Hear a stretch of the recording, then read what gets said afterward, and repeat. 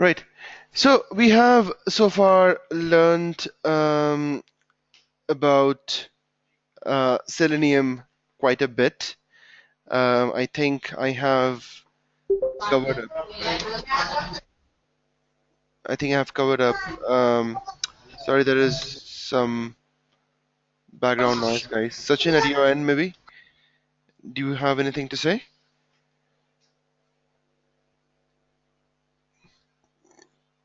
Okay. So we have covered so far with respect to um, the Selenium object handling, so on and so forth. But today we will talk about a little bit on framework. Okay, let's try to understand why do we have a framework? What are different components we need for a framework, and how we can design a framework. So in this tutorial, we will cover at least two different frameworks, which will actually give you an understanding, a fair understanding that why we use frameworks and what to use when, what kind of frameworks we can use when, what is good, what is bad, all of it, right? So I'm going to quickly pull out the paint and let's start. Wow, I don't know what is this for. Anyway, so let me just open up paint and let me start explaining what is a framework. Okay. Okay. Sure. Now I'm talking about a framework which we're going to talk about today, a little bit on this, and we will understand what are different components we should have within a framework. So let's try to put it as a framework. Okay. Now, first and foremost, we need to understand that why do I need a framework? I believe initial days I did, explain that framework is needed because we are working in an agile environment. So just consider the fact that you have a test case, right? So you have a test case, TC002, 1, and then you have n number of test cases as such, right? Now, we are working in an agile environment.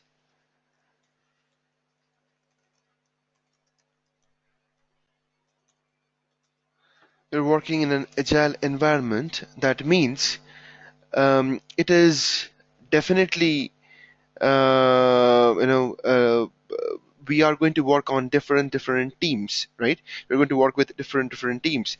So some team is handling login, some guys are handling accounts. I'm talking about a normal, say, banking application. So accounts. Somebody is talking about. Some team is handling about, say, maybe pay bills, something like that, right? Now there are different teams working. I mean, different dev teams working in these modules.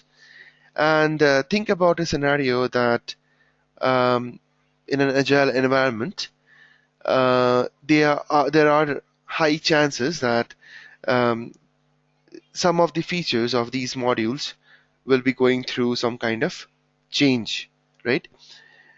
Now, you have already written test cases for all these modules, login, accounts, payable. Now think about the scenario where you have standalone scripts, all TC001 to TC00N. These are all standalone scripts, and you have just kept it maybe in a class, each one of them in a class, and then you're trying to execute it whenever there is a requirement as such. Think about the situation where all these modules, some of the modules are going through some changes, how cumbersome it will be for you guys to actually look for which particular element to edit. Think about a very simple scenario where you have to edit, you have to basically, work on a particular edit box. Now, um, the edit box properties are changed. Obviously, your test case will fail. Now, though you are keeping all these test cases in a standalone mode, and every one of them are located in different places, and you're not keeping up uh, things in the correct place, and it's not organized, how problematic it will be for you to quickly go and find that particular text box which you have used in, I don't know, maybe how many places. You have to quickly go ahead and use it, and then you have to change the properties of it, and how many places you have to make the changes, right? Um, this is a very simple example that I've taken. Things can go wrong really bad when you have some kind of change with respect to features. Now you could create a function, and then or maybe you have implemented a particular scenario, and that scenario is kind of repeated in so many other test cases. That entire scenario itself is changing because a new feature got added to it. Think about it, that how many places you have to go and you have to make your changes so that the test case can work for you. So to avoid all these confusions, we are going to talk about framework. Today we will talk about a framework which will be built on top of uh, reflection, Java reflections. It is an advanced concept. Okay. Before I go ahead, before I show you the implementation, let me give you a very brief introduction of what is Java reflection. I'm just going to, okay, let me just skip it here itself.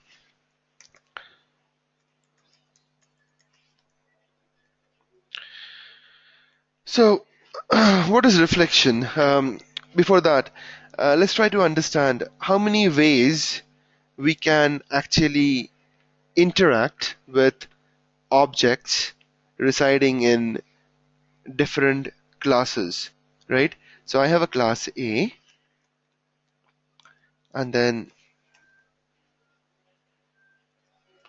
I have a class B,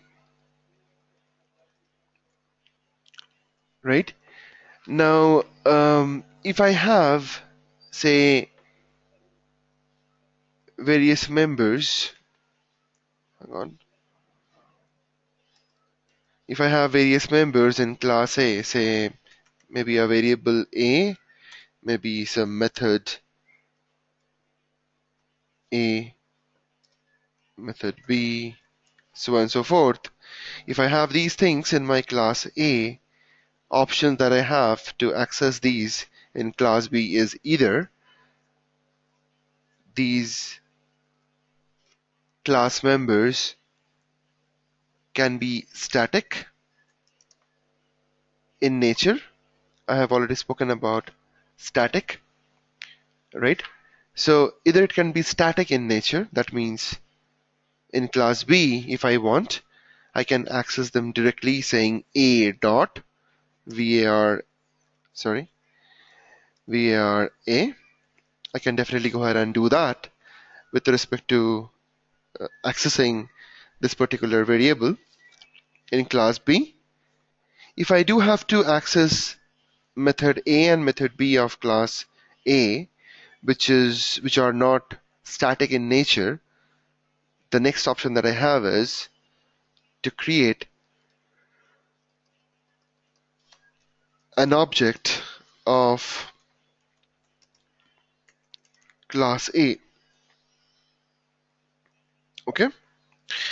Now, in that case, I'm just going to use object A, and I'm going to call respective methods. So A dot met A. I can do this, right? A dot met B, right? So I can do this. That's absolutely legal. What other option do I have? Other option that I have is I can simply go ahead and I can extend class A to B. That means A is a superclass and whatever properties, methods, variables, whatever I have in class A, I get a direct access to class B. So up till now we have learned about these three ways of accessing class members in Java. The other option that I have that I'll be talking about, there may be other options as well than reflections, but the one that is required for this particular class is reflection. And what do I have here? I have an option. So you see this. I have method A and I have method B, right? Uh, um, implemented in class A. Now, if I have to go ahead and invoke these methods or even read some value from var A, I'm going to use the concept which is reflection, and I will show you the implementation in some time now. But then what does it do? Let's try to understand. So using reflection, you can, you can create a function, some kind of a function, and in this function you can accept two different things. One is the object of class A, and then you can access the name of the method or the variable that you want to read or you want to invoke. So something like this. You can say met A, and that's all, right? In this function, you're going to use reflection, which I will show you in some time. And what you're going to do is you're not going to use something like if met A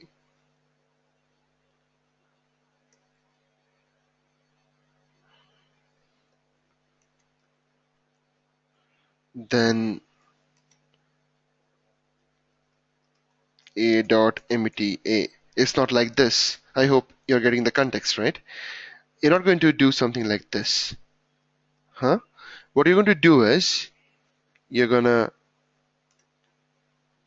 use an option called invoke. Method invoke. Method invoke.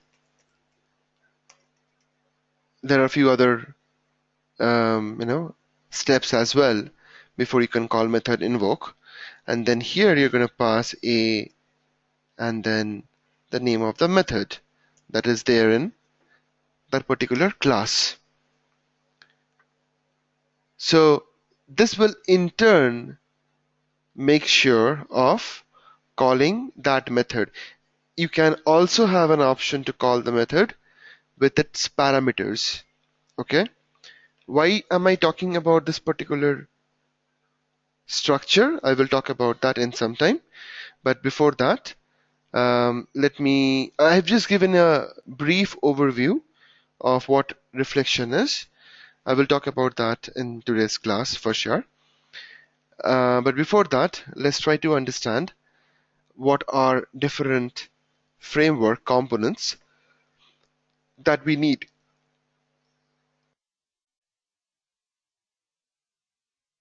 Okay, so let's go ahead and just give me 1 minute. So let's try to see how a framework looks like. So that's our framework.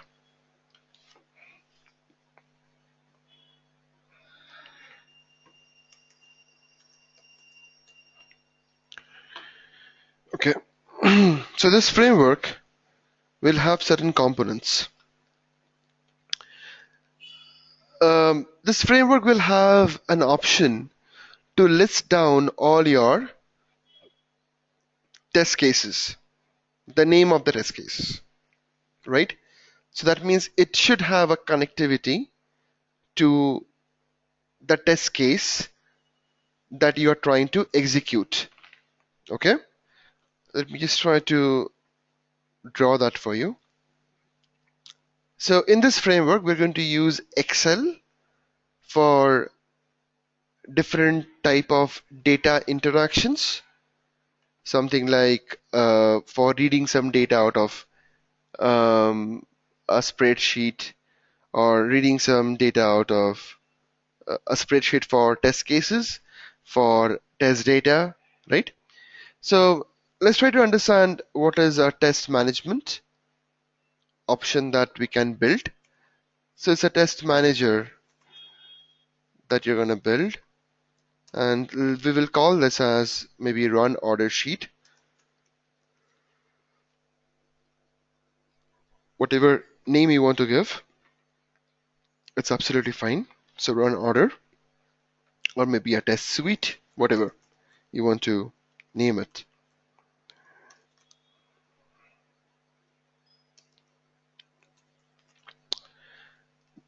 Now, this is going to be an Excel file, okay?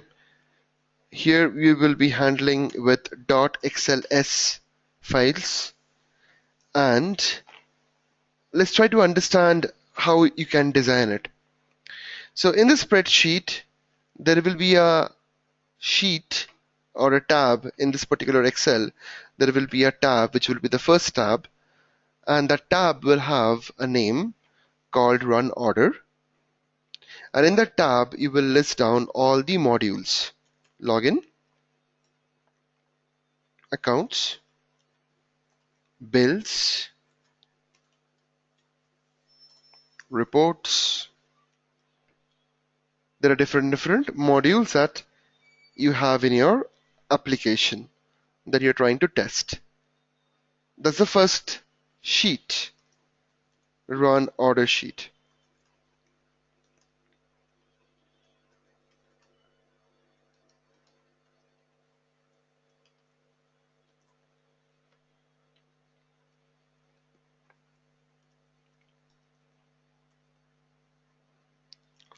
That's run order sheet.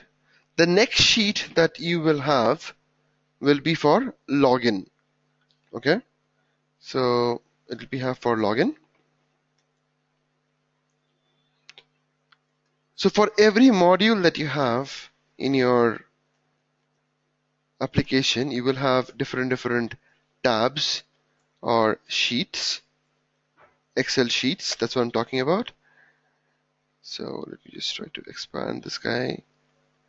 Okay. And now what I'm saying is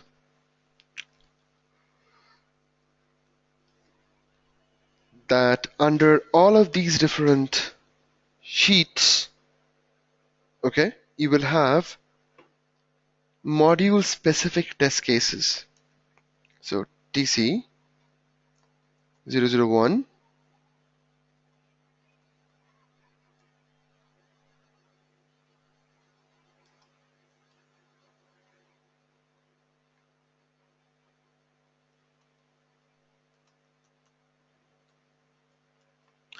so you have all different test cases listed down for each one of these modules, and these are different sheets again. So I hope you are getting the context how it will look like. I'm just going to pull up my run order sheet, and I will explain you the same again. So for all of them, as I just mentioned, it's going to be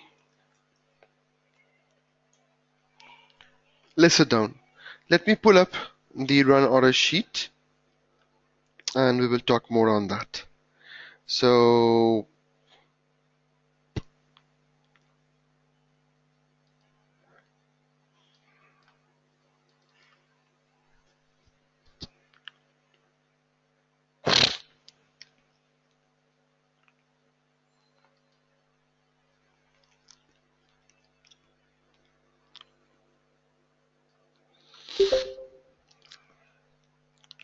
Okay.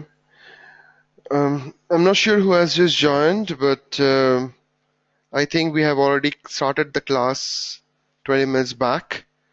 The new timings are from 9 p.m. So please make sure that you join by 9 p.m. So this is how the Excel will look like. Okay, it's a run order sheet, and in this you have module names, login, home, module 1, 2, 3, whatever it is. And if you can see at the bottom, there are different sheets that I have mentioned for different modules. So login, home, module 3, module 4, module 5. There are different sheets which we have added here. Now, what's the benefit of this? The benefit is this, that if somebody wants you to just run only login and module 3 test cases, you will just have to say yes to the next attribute. So there is another column called run status. If you look closely, the run status is for the module. Also, it is for the test cases. That means I will just say login module and then I'll say yes.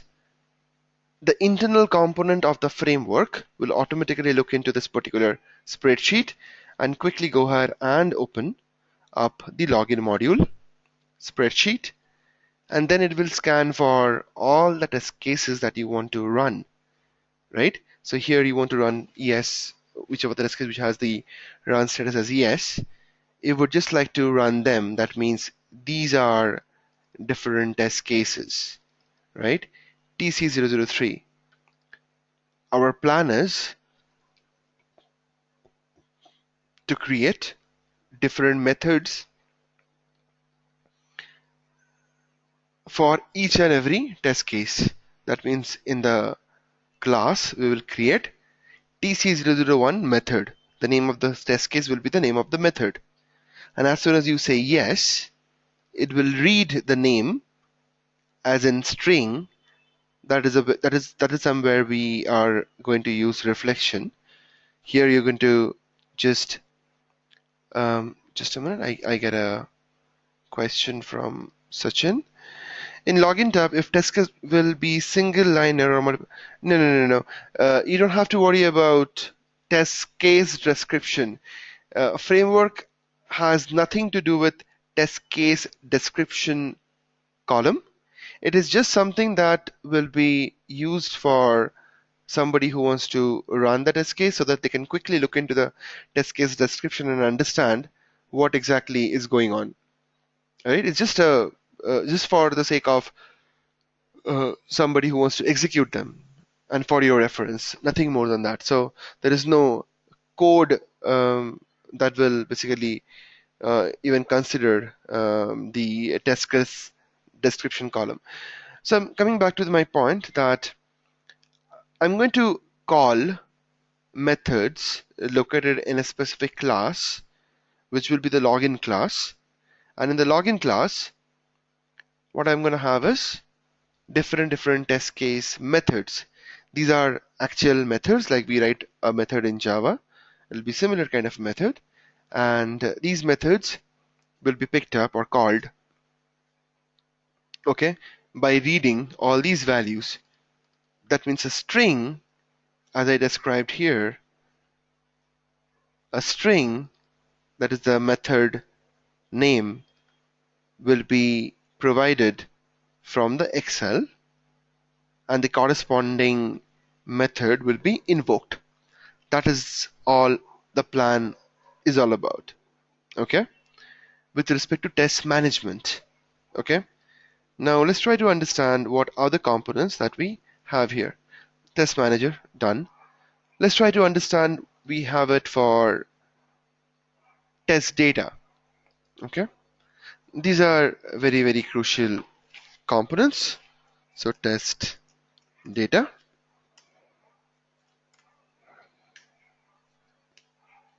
Okay. Um, in test data, this is going to be again a XLS file, nothing more than that. And here, what we will do is, as soon as the corresponding method or test method gets invoked, that is TC001 gets invoked from class login, it will automatically read the test data Excel, find the method, test method TC001, read all its data, whatever is required, and then it will keep in a particular location, which is a map. I am expecting that I have covered map, guys, right? Can you somebody can confirm me that, please? Did I cover hash map? Okay. Did I cover array list?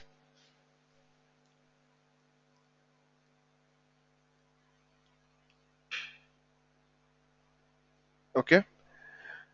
Uh, okay. So I had a impression that we already covered array list and hash map. Not to worry, we will talk about that. It's a part of collections in Java, and we will quickly cover what is a hash map and what is a array list, right? So I'm just going to, okay, here itself, I'll just try to cover this up. Array list. Now, I did cover arrays for sure. I remember that much. Did I? Right. Okay. Now, when I talk about array and array list, the difference between these two are that when I declare an array, I do something like this, right? I say array, and then I just say string,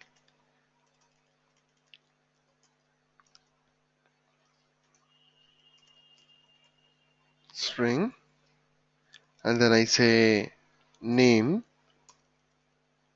and then I say what are different values that I want to enter in this particular array.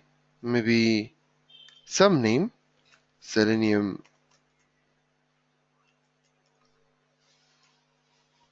ToolsQA. So these are different values that I'm entering into the array. As soon as I do that, it gets an index of like 0 and 1 because I'm adding only two values here. So 0 and 1 is the index.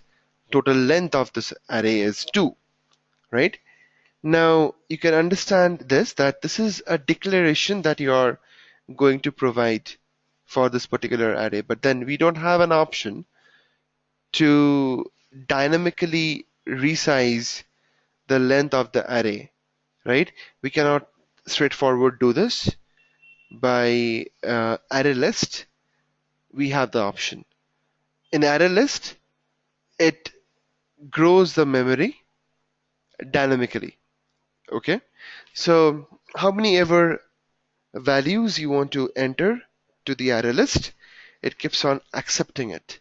Okay, now let's try to understand how do we declare an array list, and how do we use it. So with respect to array, we were using it something like this. So we say name of index, which is 0, and I'm gonna get what? I'm gonna get Selenium here, right? This is literally Selenium. Same for first index, I'll get ToolsQA. So with respect to array list, it is a little different. Let's try to see that. Array list. Okay, I'm talking about. The declaration is a little different. I'm gonna say list, and list is an interface. Okay, what is an interface? We will talk about that in some time. But you can consider this as a superclass kind of option. And here you're gonna say what data type that you want to hold in this particular array. So you say string, and you give a name to that particular variable. Let's say name, and here you're gonna say array list,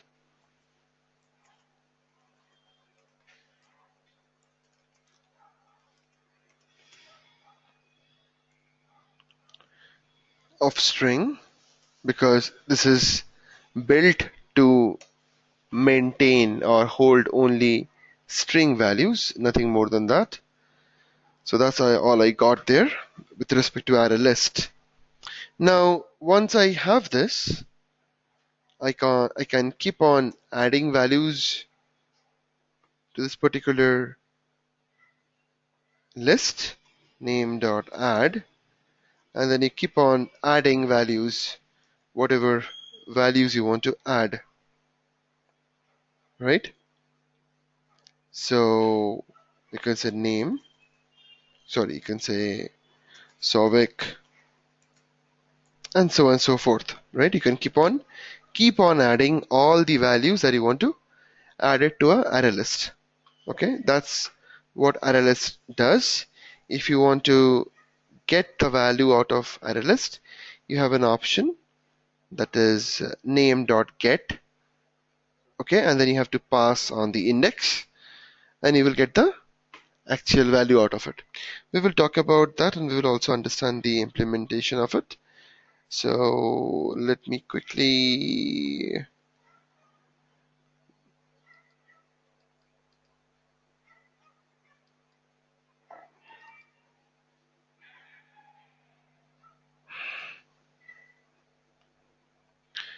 right. So here I can see either I can directly say with array list, or I can also say with a list, because list is a, you know,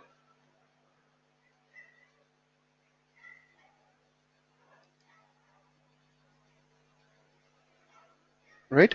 I can also do this because it's a super. You can consider this as a super class, but it's actually an interface.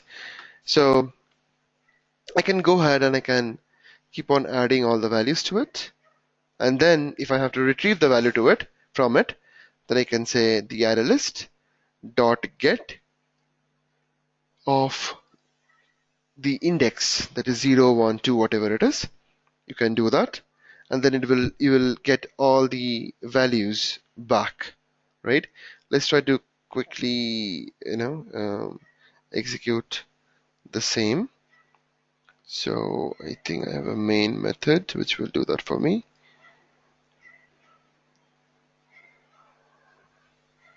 Right, so here you see that I have created a main method. Inside the main method I've created an object of collections, and then I'm calling two methods. What is method 1 and method 2? Here method 1 is basically built for arrays. Method 2 is basically built for array list. And let's try to debug this. I'm going to put a breakpoint here, and I'm just going to comment met1 because we all know about array. And let's try to debug it. Debug as Java application.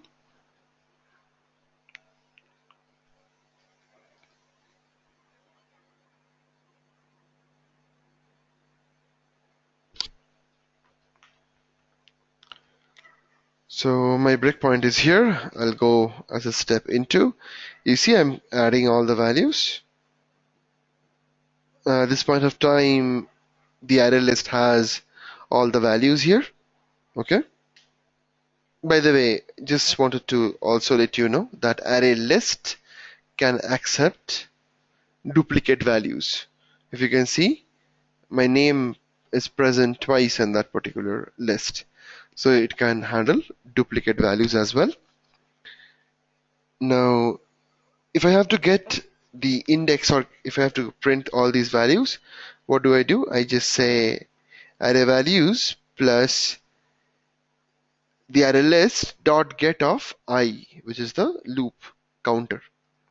So I'm just going to keep on printing the values out of this array list.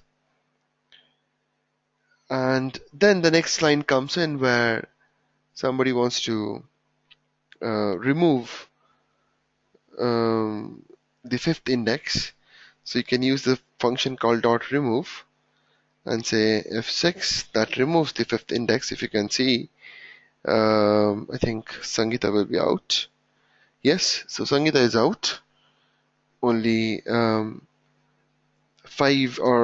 6 values are present. Let's try to again print all these values at one shot.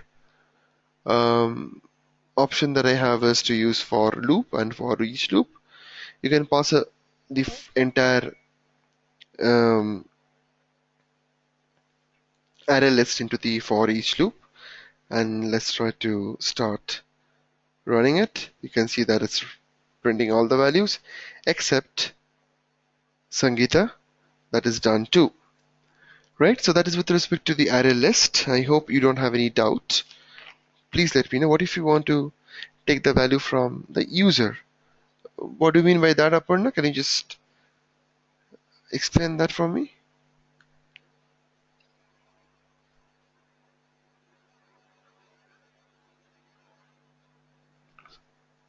You mean dynamically you want to keep on entering some value and that will filled up into the array list? Aparna, that's not a practical way of working on it, right? So you can do that. I'm not saying that it's not possible. We can use an object called a scanner object, and in the scanner object we can using the scanner object we can keep on passing some values into the array list, and it will keep on adding all the values to it. It's absolutely feasible. But when I am talking about a framework, in framework we will definitely not sit in front of the system and then keep on entering values. Rather, we will have our data setup done previously. We will have our test management ready, and as soon as we trigger the test case, it should start executing with all the parameters. I hope you are getting the point, right? Okay, so now let's try to understand what is that we have with map. I have a map. Okay, now I was talking about array list, which I just spoke about, and then we will talk about maps or hash maps.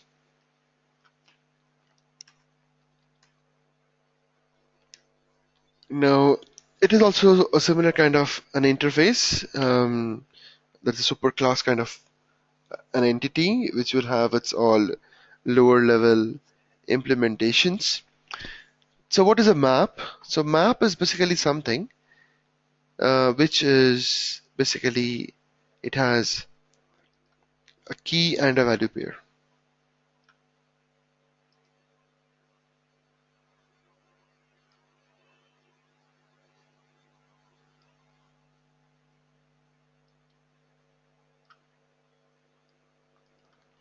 Let me draw this and then I'll explain what I'm doing.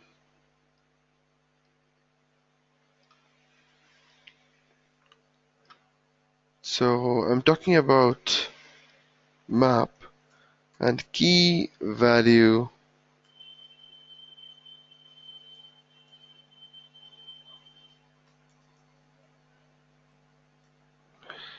so key and value pair. Okay, now what does that mean? So key and value pair meaning that you can go ahead and start filling the key values, and these key values, this key will be unique in the entire map. So you can say something like maybe something, say name, and then you can say DOB, date of birth, you can say occupation, you can say salary, you can say something, you can say again name maybe, right? I'm just saying. Now if I am going ahead and put the values here, which is Savik, which is DOB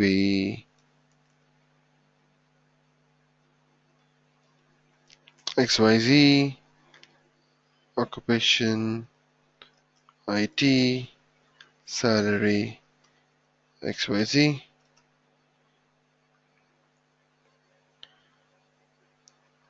and name again as something. 1 minute.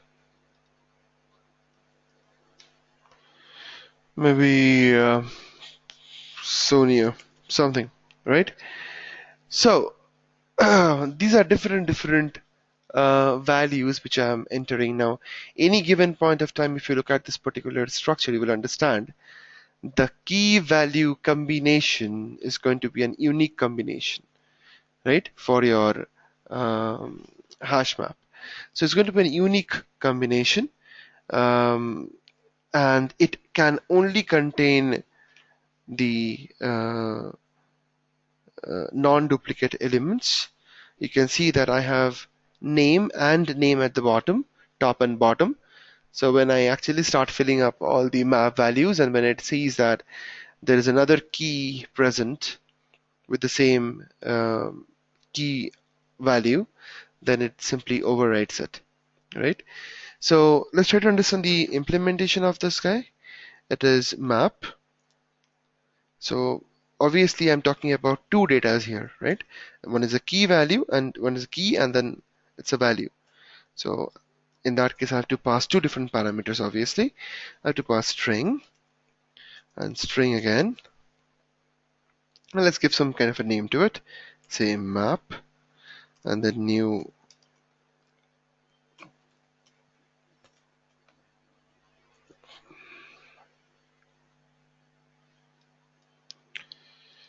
hash map, which is string and string again. Okay, now this is a map that I just created. Okay, this is just a declaration that I did. If I have to put some value into this particular map, I can put the value something like this, mp.put, and here you're going to pass key as it is a string,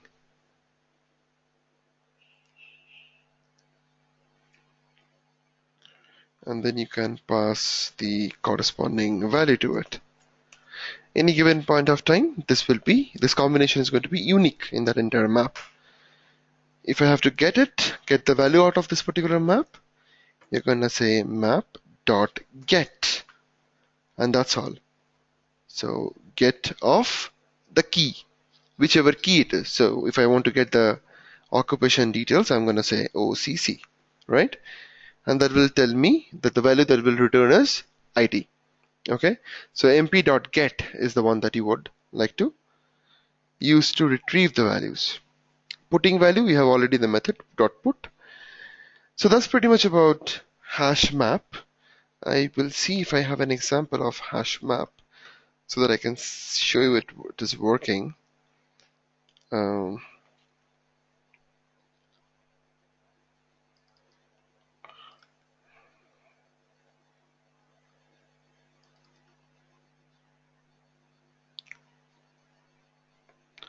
Right, so I do have something which you can see here, which is a hash map.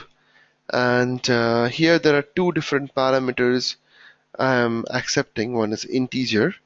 It is not the same integer data type that we have spoken in the initial days, which is a primitive data type. This one is a non-primitive data type, integer, and then string. Okay. Now you can see in the method 2, method 3, I am counting some values from the array list, and then putting that value into a key value pair, which is a map object dot put, an I count I have entered, and then I have got the value. So let's try to quickly run this guy. It is collection init 7 met 2.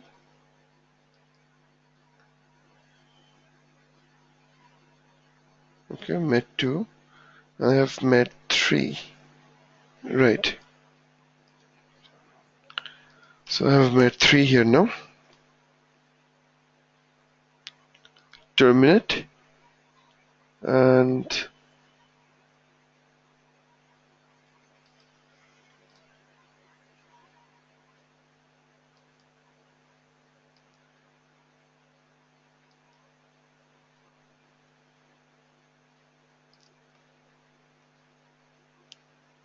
okay, let's go inside this. And I'm going to put all the value here. Uh-oh. Okay.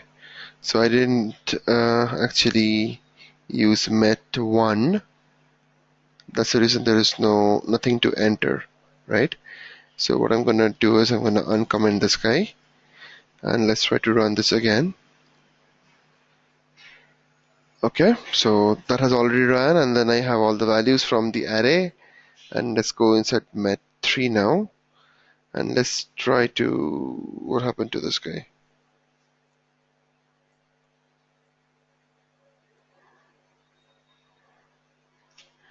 Okay, it is saying array list is empty.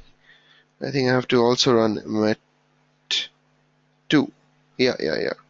I do have to run met2. Met1 is for the array. So met2 is what I'm going to run. And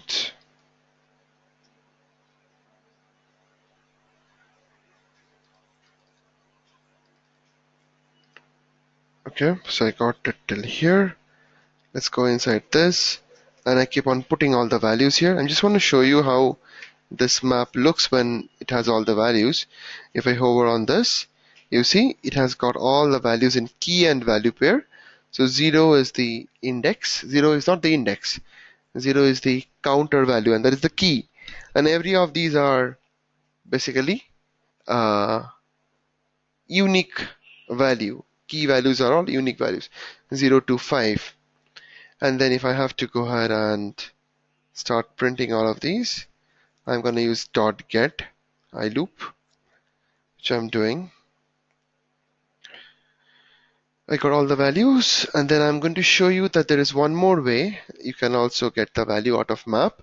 So here you can see in the previous for loop that I'm getting it by index, or index .get of I. So as an index with respect to the next loop that I have, I'm going to get both key and a value pair at the same time. In the previous case, we were only having we were only getting the value from the key. That means there is a dependency. That is, only if you pass me the key, I'm going to give you the value. But then with entry set that I'm right now running on, so map.entry_set is the option that you have, and you create an object of entry, same data type, string, integer, and string, and then let's start running it.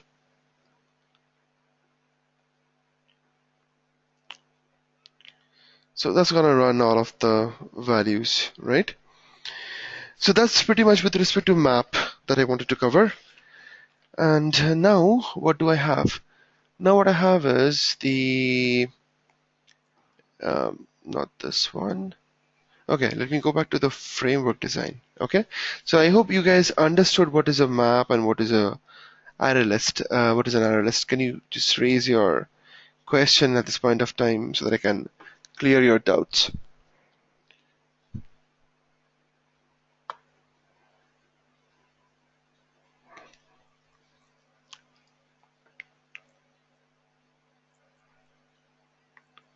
Any doubts, guys? Can you just tell me, because it's a concept that you're going to use in your job quite often. So I'm just asking.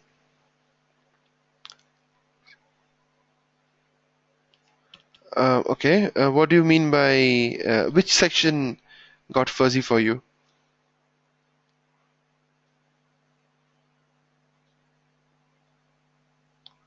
In regards to map is not very clear. Okay, so let me go back to the code again.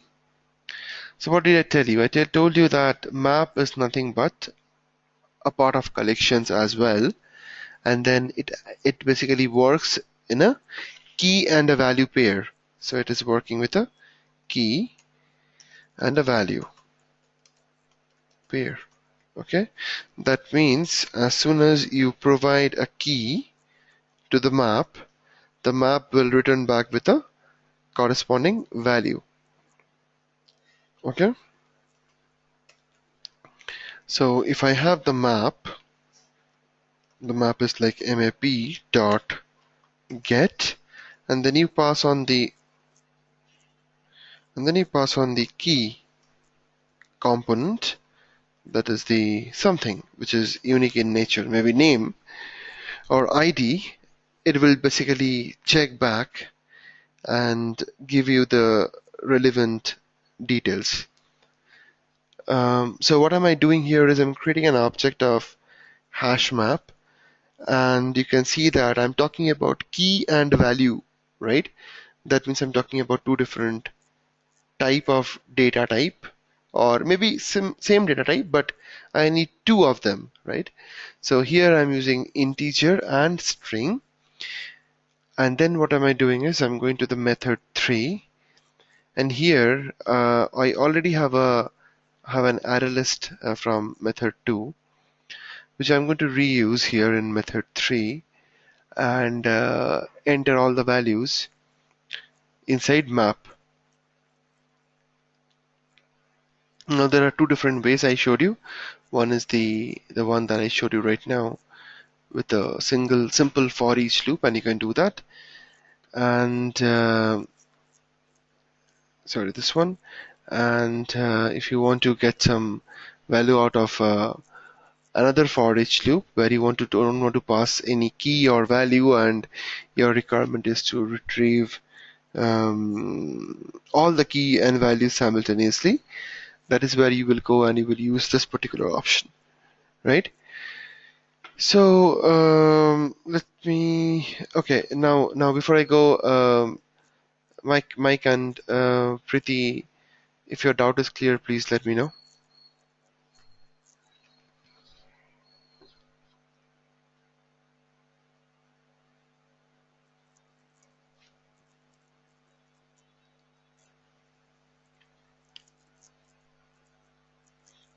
Okay, so no other questions. So are you guys okay with map? I am just asking it over and over again because I want to absolutely make you understand how it is. So let's try to cover up some other stuff with respect to framework designing. So now in framework designing, my plan is to read all the values from the first module, first sheet, which is run out a sheet, and then I'm going to look for the respective module in that particular sheet, which is a login module, say, and then inside that login module, whichever test cases I have, whether are yes in nature, only those test cases should be invoked and should be executed, right? So I'm just going to put that details into a map. Okay. So let's try to understand how did we implement that. So this is the test data part. TC01 login is what I'm doing here. And then what am I doing is that I'm um, looking for test cases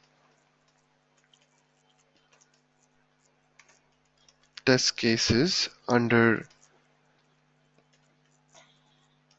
the corresponding map which I was talking about up till now.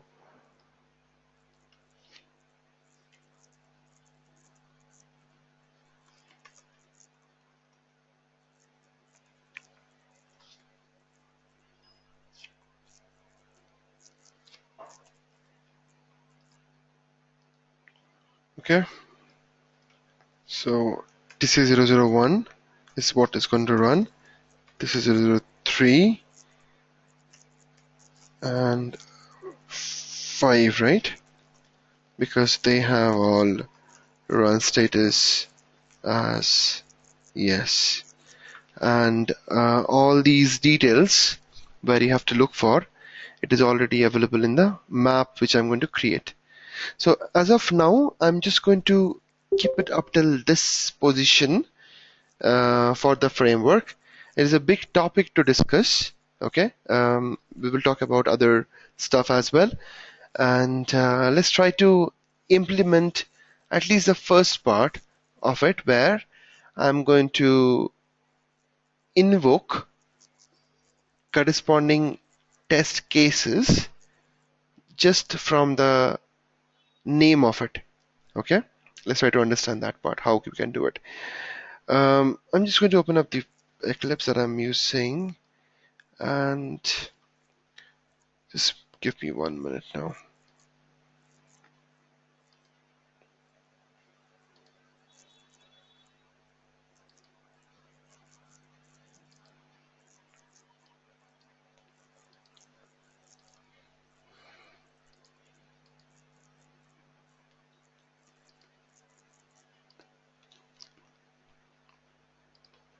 Okay, so now in this particular framework, you can see that there are certain folder structure that is maintained. Um, so, Sajani, yeah, it is a data-driven framework, and you have to understand that the way we are invoking the respective test cases, or it's a generic components used in all framework. No. So these are generic components which are used in all framework, but you're also right that it is a data-driven framework. There are different frameworks that we have. We have keyword-driven frameworks as well. Okay, where you create create different methods, and you just for different features to test, and then you club all these methods in a series to form a test case. That's a keyword-driven framework. And in keyword-driven framework as well, you need the concept of reflection. But here I'm not using a keyword-driven framework. It's just a normal framework, and I'm just wanted to show you how a framework is getting built. So now let me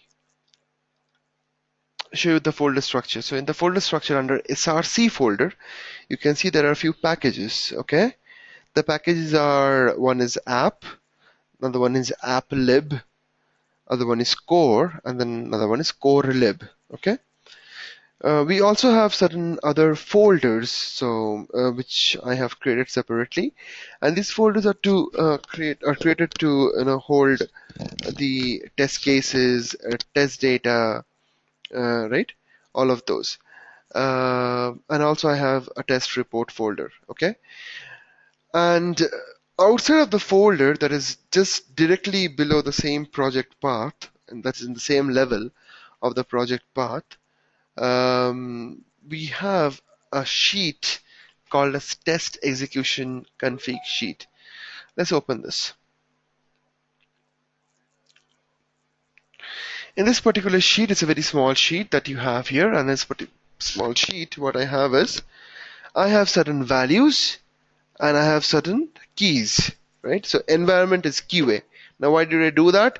Somebody who wants to run the test case only in QA, they have to come and open up the test execution config sheet and say, I want to run it on QA, or I want to run it on what happened to this? Yeah, dev. Now, as soon as it does it and it saves it, and if you want to trigger your test case, what it will do is it'll open the test execution config for the first time, and then it will actually read all the values. Environment is dev, URL underscore QA is so and so URL, and then you can use that map which will be placed in the global location. You can use that to basically say invoke a particular site, or maybe if you want to say Chrome, you can go ahead and change that to Chrome, right?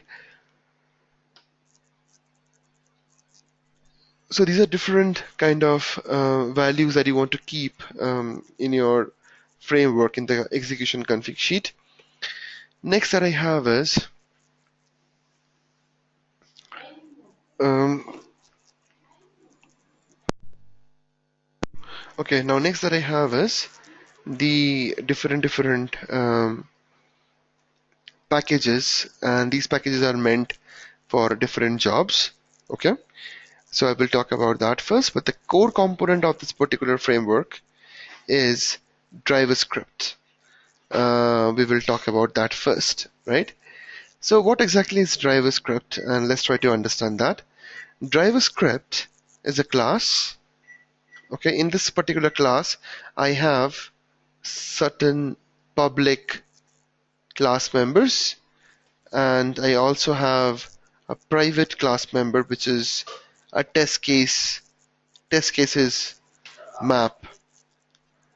So now what I have is that I have a main method.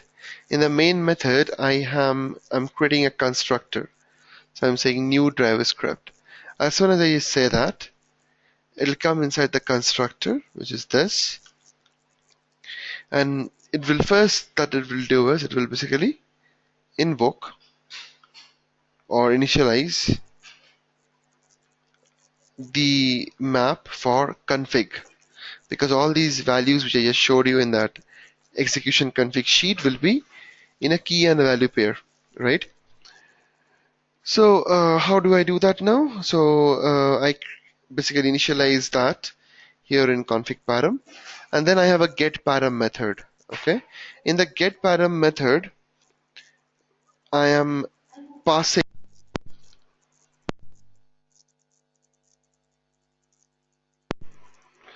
and the get param method I am passing certain values that you can see here. It is nothing but the path is a path of the Excel sheet where it has to go and read the value from. That is the path of the test execution config. Let's try to understand how it is. So before that, I'm going to talk about the globals class, which is this. If I go inside this globals class, you will see there are different variables which are listed down. Actually, it is not a variable. These are finals. These are with finals. Final meaning that the value that I'm putting here is the final. That means it is a constant, right?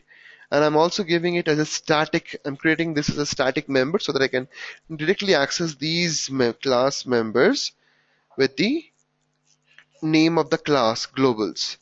So globals.gcTrue, globals.aut type, so on and so forth, right? There are different things that I'm passing on, and I'm creating some values.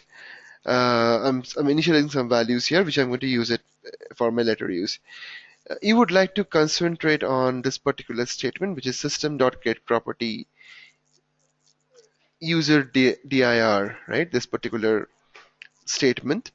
And I have used this in quite a lot of places because, tomorrow, if you are transferring your framework from your system to my system, it should not fail at any point of time. Because I'm using system.getProperty user directory, even if you're changing that particular user, it will still be able to locate where exactly the execution config sheet is. What I mean by that, let me run it. So I'm just going to copy this guy and then let me go to somewhere, anywhere maybe.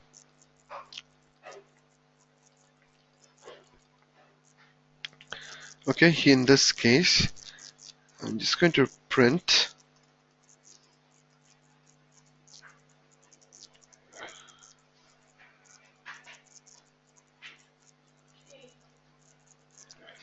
So I have user directory, and let's try to run this.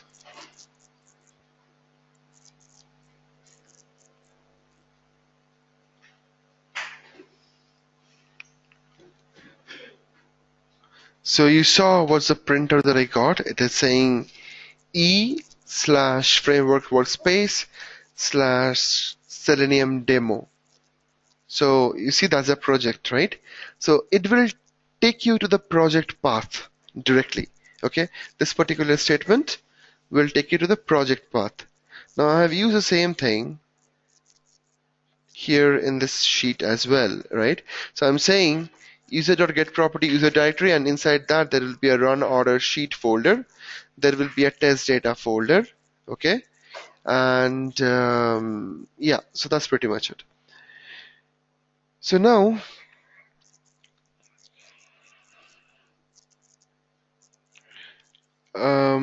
I'm going to the getParam method, and I'm passing on that particular value, which is the Excel sheet path, test execution Excel sheet path, and I'm initializing two values here, key and a value pair. So a string, both empty. I've initialized them, and then I'm creating an object of a class called Excel readWrite. This is not something that I have built. This is not something that I have used from Java library. This is something that I have built by my own.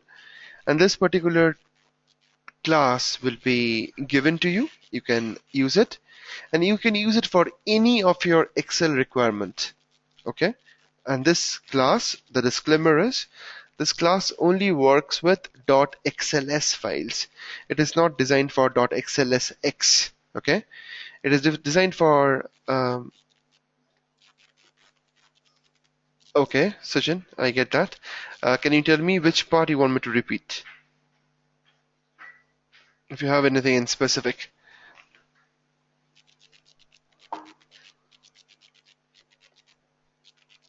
I just covered up the globals, um, config param and get param. Okay, so config param and get param. Config get param is a method, right? This method will be helpful to set the values inside config param variable. I will just debug this so that you can understand every one of these code. But before that, I'm just going to show you that what I'm doing in this particular method. So I'm saying that if config param, so okay, I'm talking about the Excel readWrite, right? So Excel readWrite is a class that will help you to handle all your Excel requirement. So I'm just going to open up this particular class, which is this one. And in this class, you can say that it has been designed for .xls files. And here you have certain objects that I created. These objects can only be created if and only if you have Apache POI APIs built with your project. Okay, like in my case, if I just can show you that, you can go inside the build path.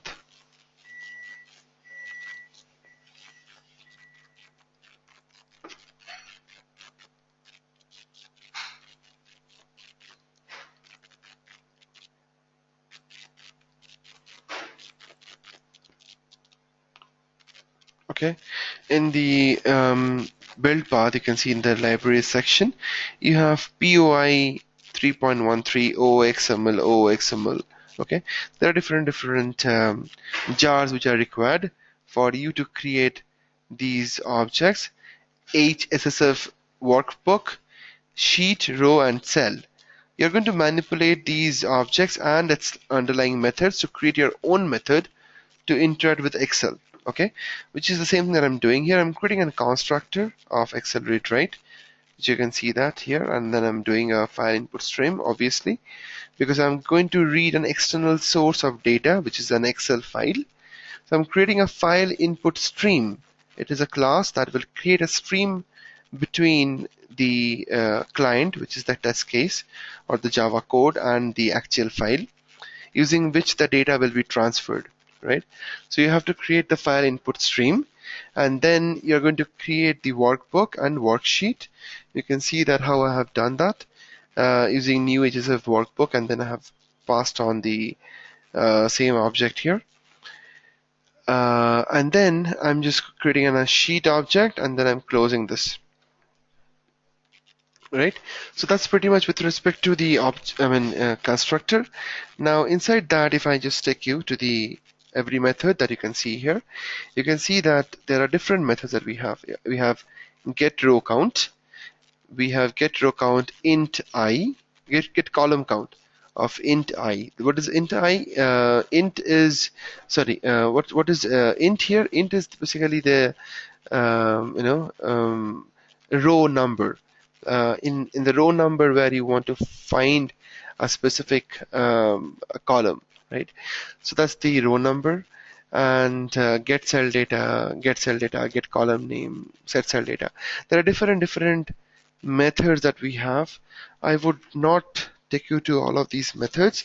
I would rather pass on this particular class to you guys so that you can practice by your own and tell me how it goes by next weekend, right? So now Excel read is the one that I'm using for my Excel interaction. So I did create an object of Excel read, right? Now I'm looping.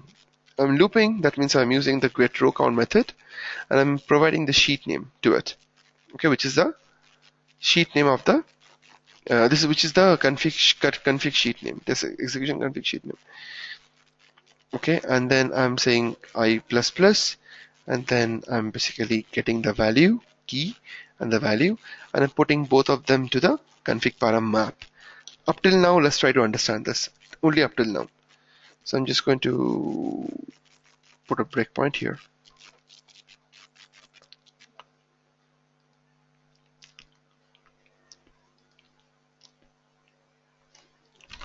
So I'm going to run the driver script directly.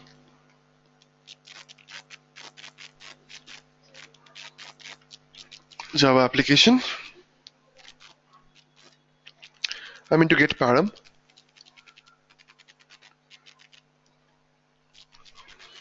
Okay, so I'm going to inner methods. No, I don't want to do that. I just want to go to the get param directly.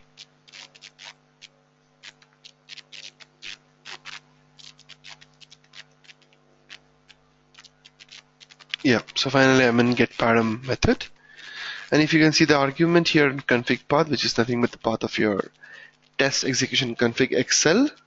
Okay, and now I will see how it is going. So I'm just going to put the initialize the key and the value, which is empty in nature. I'm creating an object of Excel read write class, which I did, and now I'm going to say if config param is empty, that is if the map is empty, let's try to fill that map, is what I'm trying to do here. So I'm just going to go inside this and let's start looping. So you see, I get the key, and then I keep on doing the same thing for other options.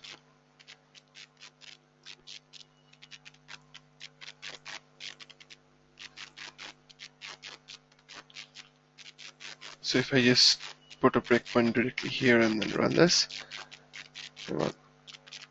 I came here, and then if I'm hovering this, you see I have all the values mentioned in that particular execution sheet, and this is a public option for me. If you can see that, it's a public option for me. That means anywhere from the how sheet row count is coming, you have to look for the method that I have used. I'm telling you the logic. The row count is basically coming, and it is looking for the last active cell. Just give me 1 minute.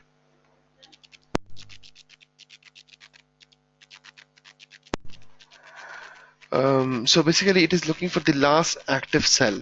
Okay, if I am showing you the Excel read write class,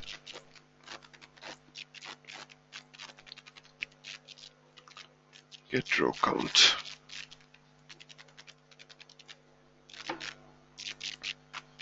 Okay, in the row count you're going to pass the sheet name, and then what it is doing, it is getting the sheet index.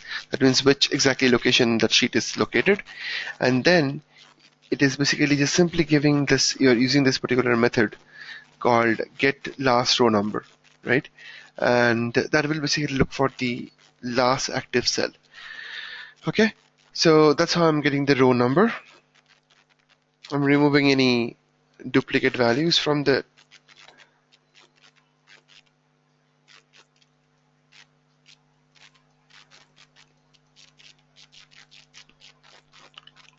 okay, it's taking to other places. Hang on. So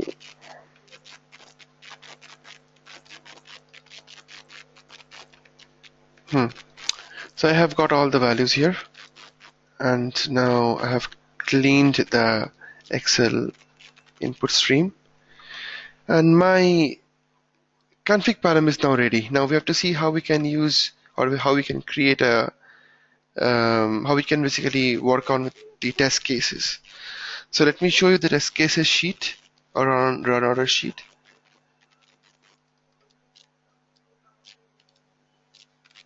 Okay, sorry, not this one.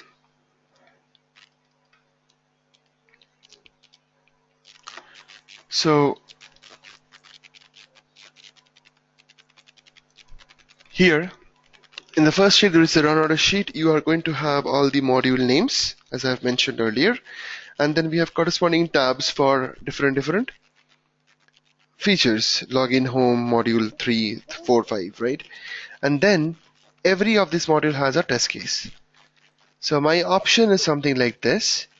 I'm planning to create a map which will be of type string, and then this string is meant for module names, and then I have a list of string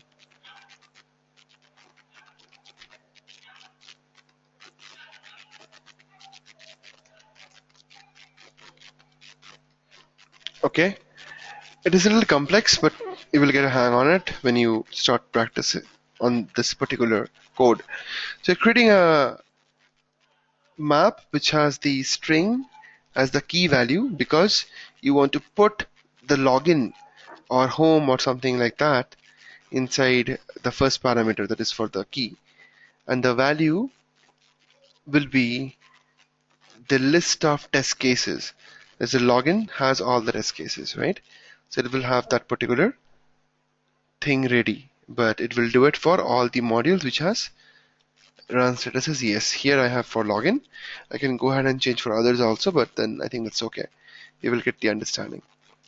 So I'm just going to close this.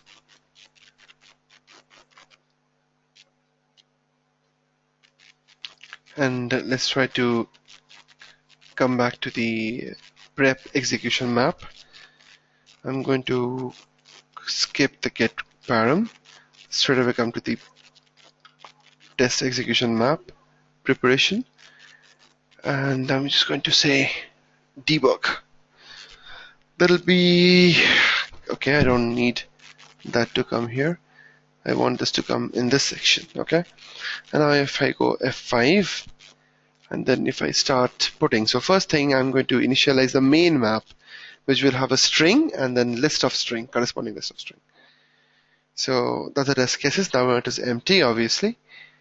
I'm giving a variable a name that is an environment name. I'm getting the environment name from global param. So I just got that there. And then I'm creating an Excel object because obviously I have to work on Excel because it is housed in the Excel, all these test cases. And then I start looping around. Wherever I see the run status as yes,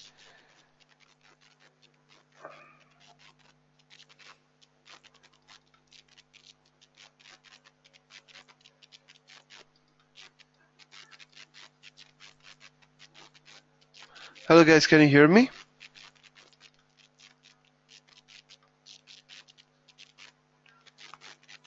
Can you guys hear me? Okay. Fine. So let's try to understand this again. I'm going to debug.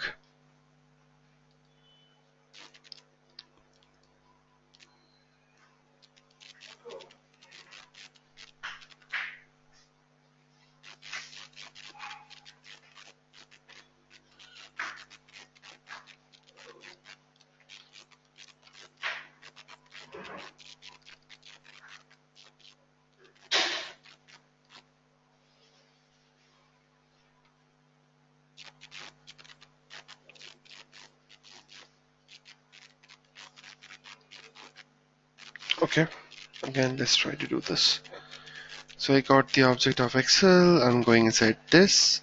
Okay, what's happening now is that it's not able to go to the default um, sheet, and it's throwing some exception. Let's try to understand what exactly the exception is throwing. Just a minute.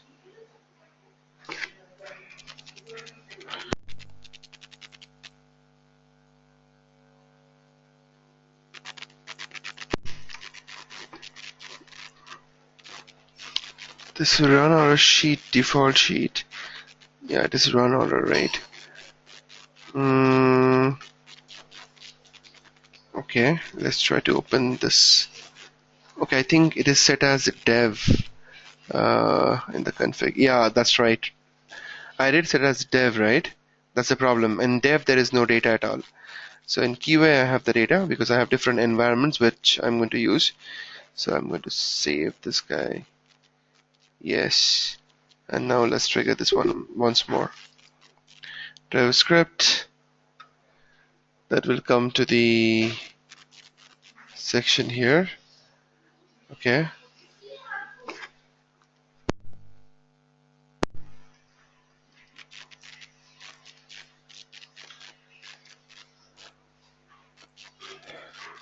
Okay, so I got inside this now, and then I'm going to check if there is any run status, which is yes for the test module.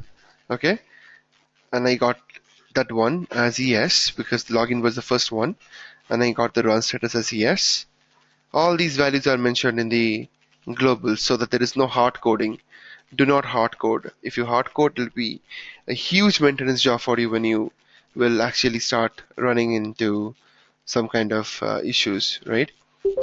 Now, my main motive is to get the module name because I have corresponding module names as my sheet options.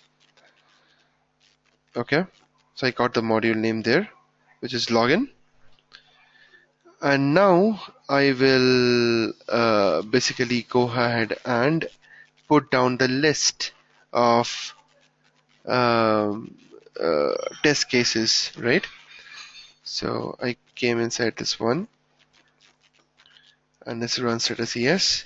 And here, what am I doing is I'm creating an array list. So for each and every module that I will work on, I will create separate array list objects, obviously, because for each and every module there will be a separate list. That is a plan, right? So I'm going to execute this one more time. All of them I did, and let's try to see what's the value that I have here. You see that login is the key, and TC0, 1, 3, and 5, these are all values, which is nothing but a list. You see a square bracket, and then within that I have comma. That means it's a list, an array list. And there is a login module as well, which is the key module. Now, just want to test this one more time with something like run order home as, okay, hang on. So make this home as yes. I have home, and there are a few values inside this. I'm just going to copy all of them, and let's make everything yes.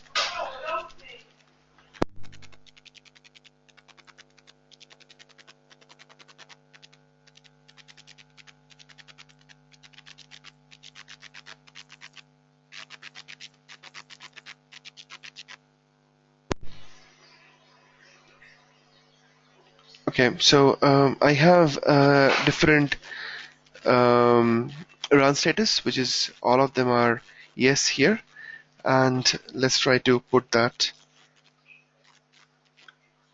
back, and let's try to execute one more time to see what is the final result that I will get. I'm going to put a blank sys out here.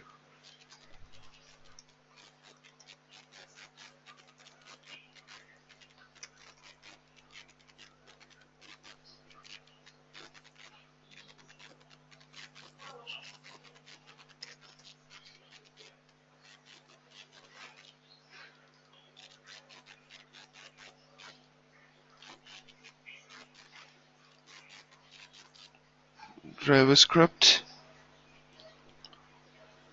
Okay, this is what I got first. I'm going to take out the breakpoint, come to the execution map. Right, so I'm here now, and let's see what are different values that I have.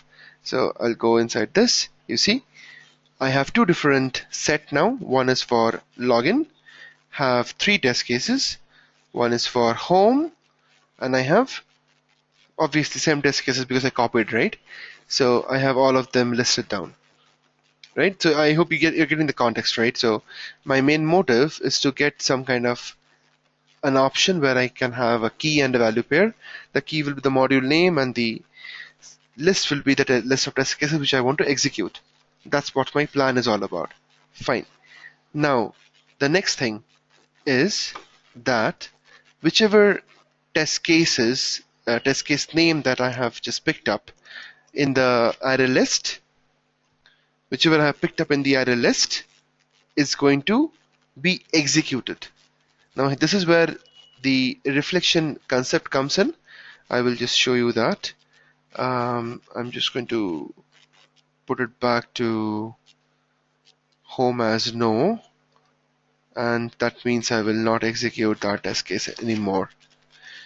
I'm going to save this sheet, and so the plan is this, that for each and every module I will have separate classes, and these classes will actually be housing respective test cases. Like you can see here in the package app, I have home and login.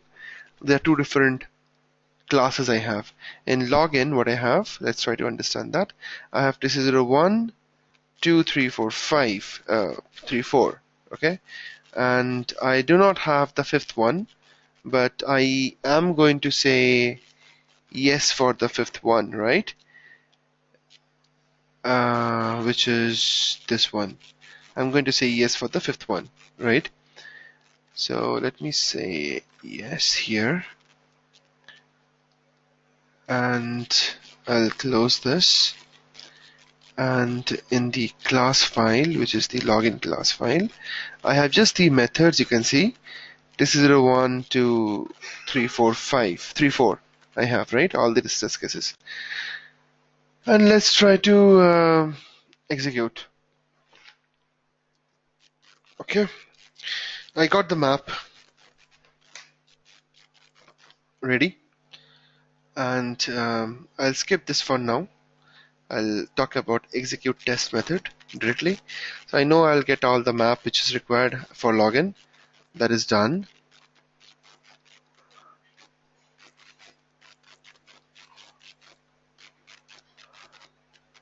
Okay.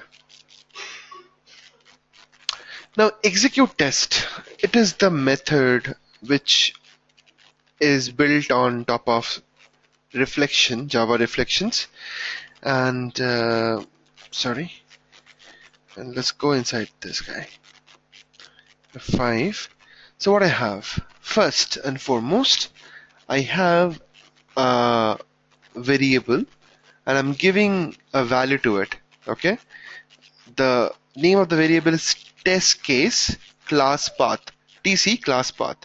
So I say app dot. The reason being, I do have to say, okay, I do have to say something, right, to this particular function to work. I do have to say that where this particular class is located. So you are now understanding that you have to follow certain rules. When I talk about framework, it is a certain type of rules that you have to always follow. That means I'm here, I'm just saying it is app dot. That means whatever modules I have below the app package is going to be the targeted module, right? So I'm just going to add the login name later on, but right now I'm just initializing this particular class path variable by saying app dot, and then I go inside, okay, and then I have a loop to get the class. Okay, I have a loop that will basically get the actual class and then start invoking the methods. So here in the test cases, you see I have login, tc001, 3 and 5. There are three different methods. So I'm putting everything into an entry set. I did speak about entry set a few minutes back, right? So I'm going to have entry set. Why did I use entry set? As I told you last time, we can get both key and we can get both values simultaneously. Otherwise, if you have to get a map, get a value from any map, you have to basically get it from like using a key. You say map.key and you get the value. But when you say entry set, that's where you are going to get both the key and the value together, right? Now, let me go inside this once more, and then you see what I got is, so I have the entry object here, string, and then list of strings. This one is to contain or keep all the test cases details, and this one is for the module name. Okay, that's what I need because I have to build the class path. Okay, so I have the TC map now here, and then I'm just saying F6 here, and you see get key. So for it is basically showing what are different keys we have for that map. So obviously I have only one key, correct, which is the login, and I got that. Okay, because I need this so that I can open my other Excel sheets. Now I have to build my class path, which I built. Now the class path should look like this: app login, right? Because it is exactly in that particular case position, app login. And then what I have is I'm creating an actual class from the class path. I'm creating an actual class, which is a virtual class. The class is already there. Okay, but if I have to start working on that particular class objects or data members, I do have to not only give the path of the class, but I actually have to create a class out of it, which will be a similar class, a same class. Okay, or it will basically point to the same class. I did this, so now I got the mod class, which is class app.login. So it initialized the class and it understood that there is a class called login. Now, if there is no such class, it will definitely throw you with an exception. But anyway, I passed through it, and then I'm going to the next one, which is saying mod class.get new instance, because I have to create new instance so that I can start accessing all its objects. And I created a new instance of it. Okay, so why it is taking that much time?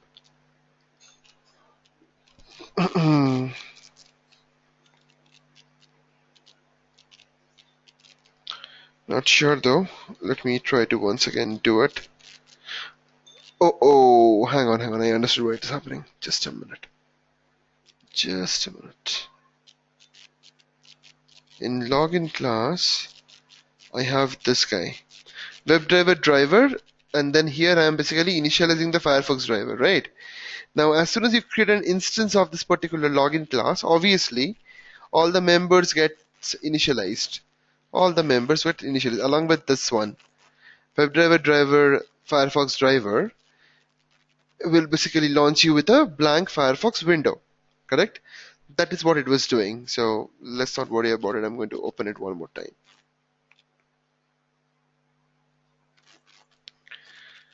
Okay, so I just created that. I'm in here now.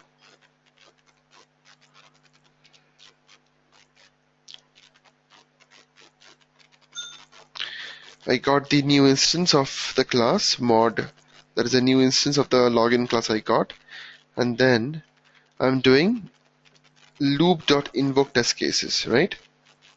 Just give me 1 minute.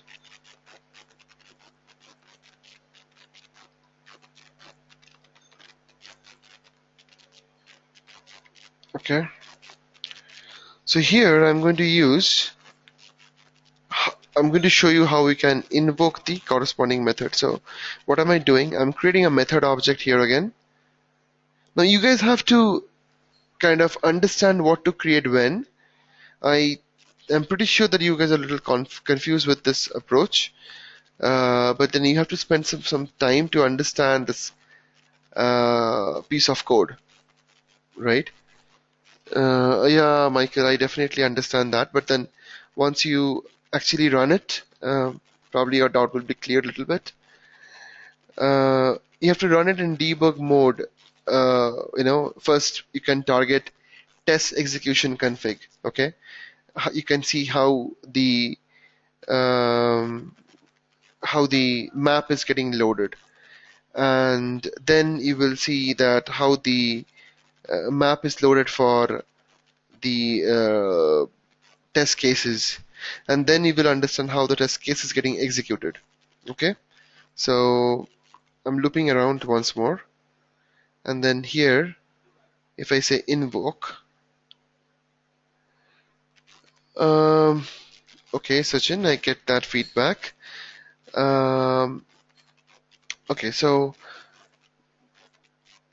let's try to understand what is the problem, and I will probably give you one more.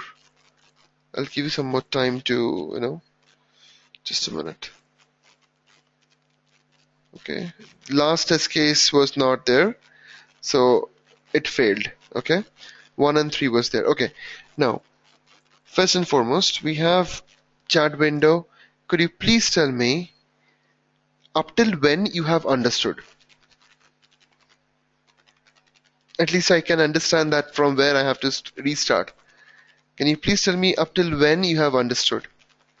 Did you understood the driver script concept at all, or it is that you want me to start from a specific section, or how it is?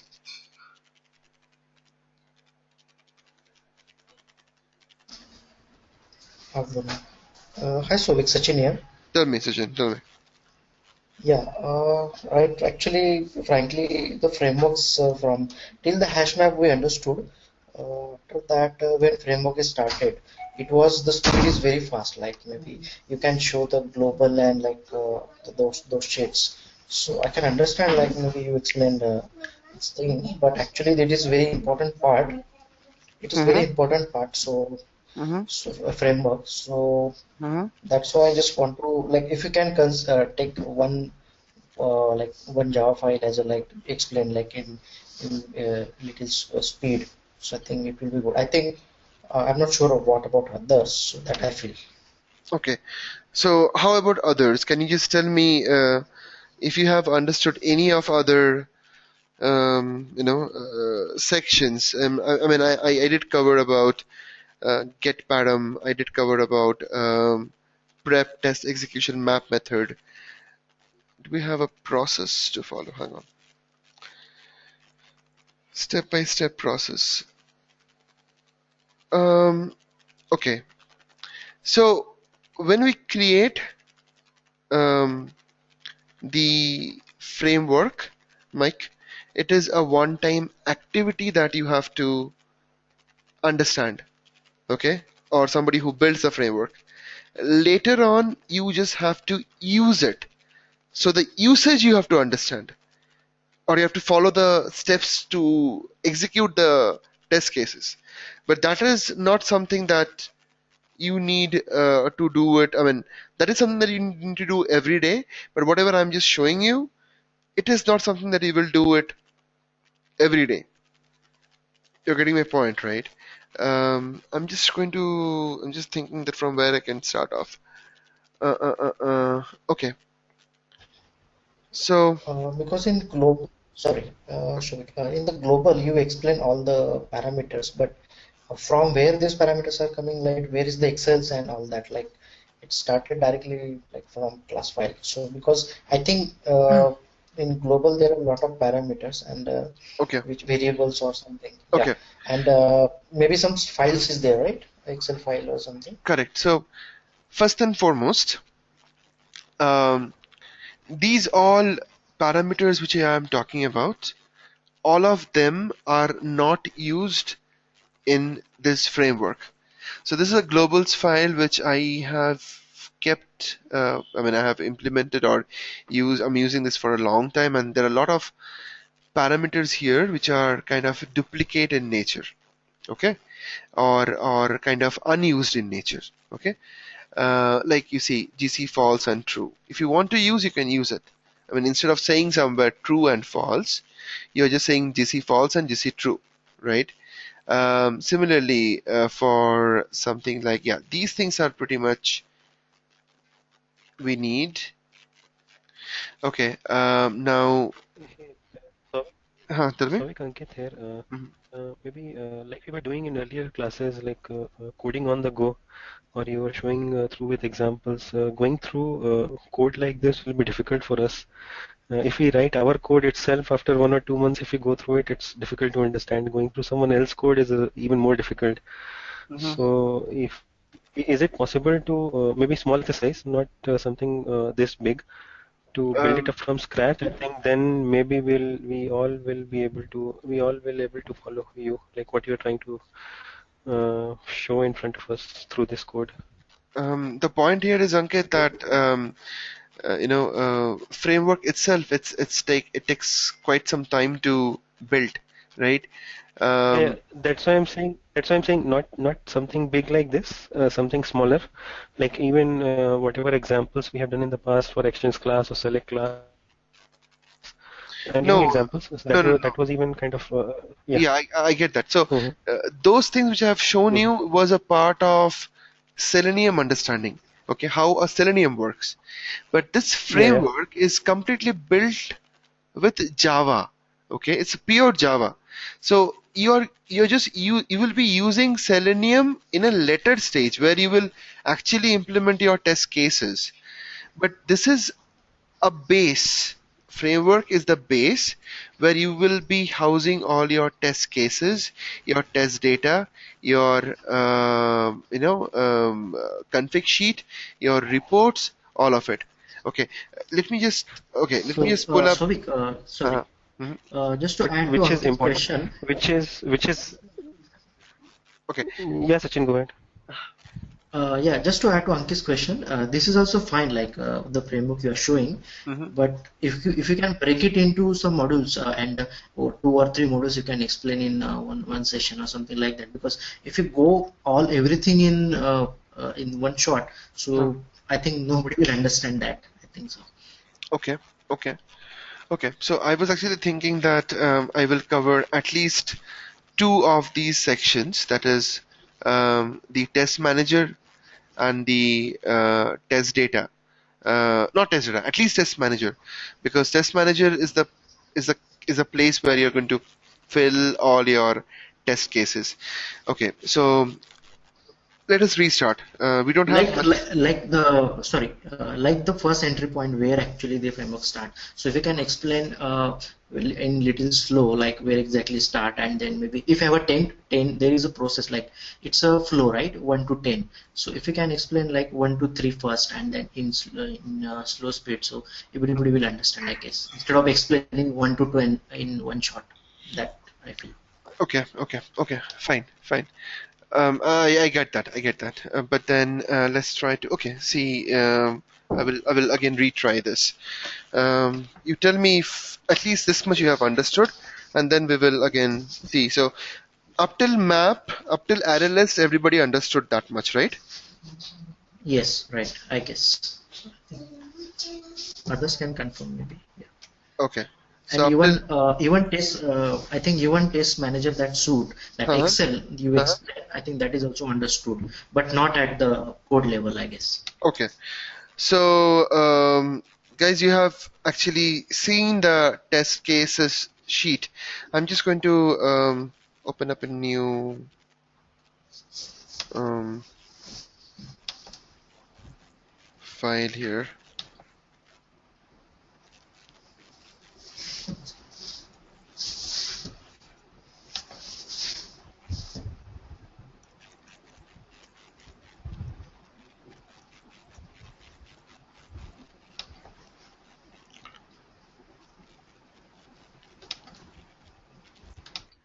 How do we add Excel there in Eclipse? You just drag and drop it, like the same way where you will, add a Excel to a folder. I told you in the day one that in the Eclipse, whichever projects we have, it is nothing but a folder structure. The way you add a Excel into a folder, the same way you're going to add Excel to the project. Just drag and drop it, and then you're going to use it for your requirement, right? So I understand that things are a little uh, kind of confusing. I'm just going to break up all of these into small modules, and then let's try to see how we can go with it. Okay, so let's come back to the framework once again. I have framework, and I have various components of a framework.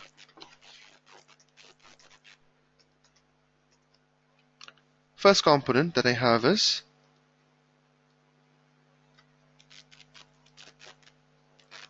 test suite,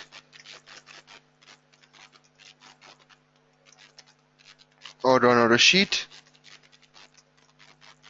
okay, .xls. This is what I have. It's an input to the framework. How? We will see that later on. Next thing that I need for my framework, obviously. So in this particular runner sheet, what I'm going to do, I'm just going to mention that here. House all test cases as per various modules. When I talk about modules, modules are like login, accounts, so on and so forth, right? etc. That's with the understanding what is a test suite doing here. Next, I will talk about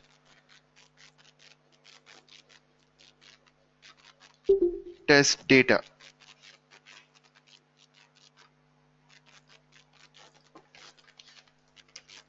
Test data dot xls. Okay. In test data dot xls, again, could that be something else in other application? Mike, could you please explain me your question? What do you mean by something else?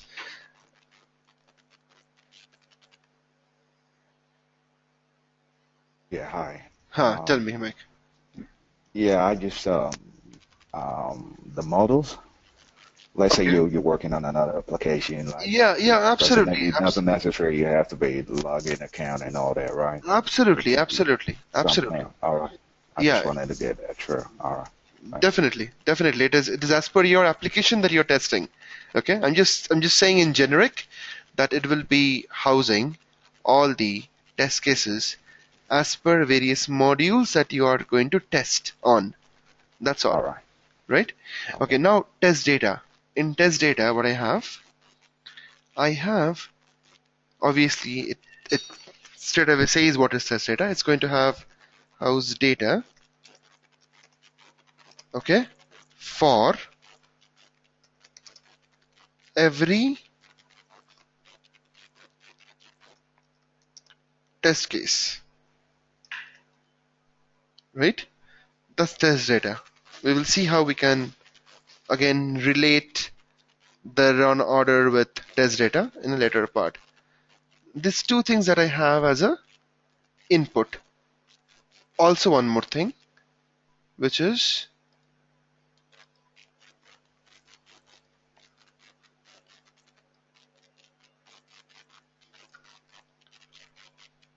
um,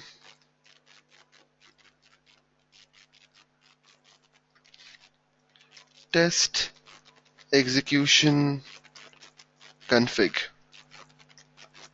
.xls, right? Here I will house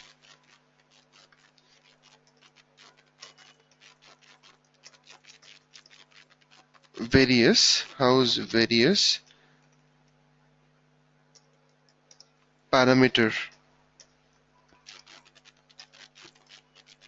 values such as browser name,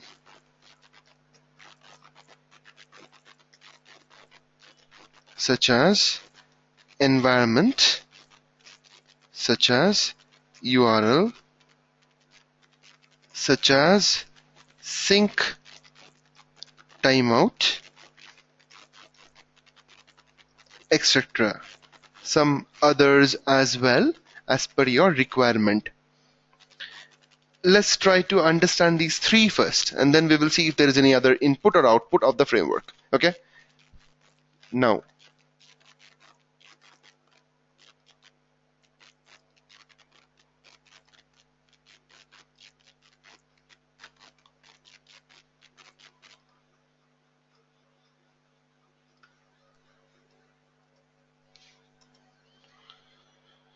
so this is step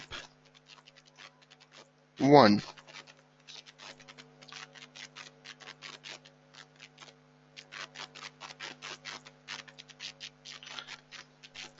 This is the place from where your test cases will start, right?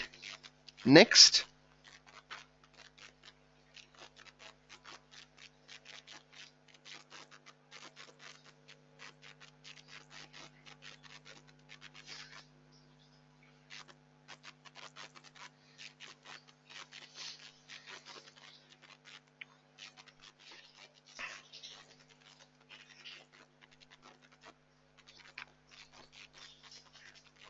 step 2,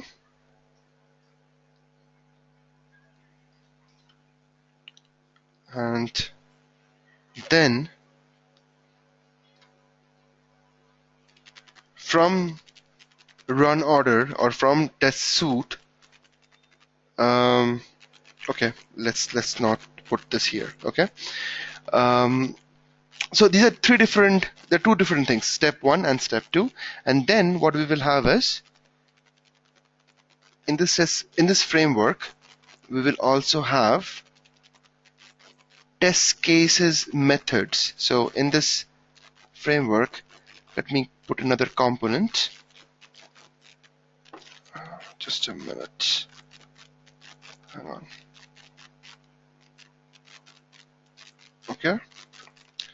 So this is another component of the test framework, which will have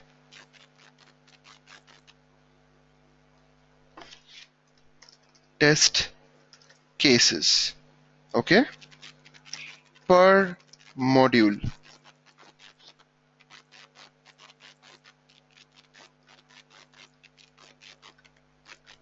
Okay, now modules that I have is a login.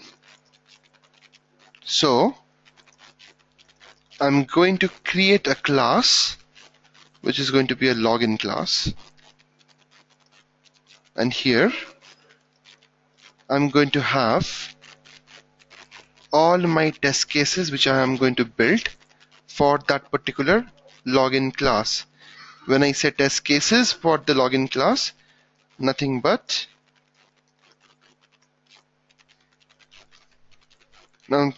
methods, various methods, right?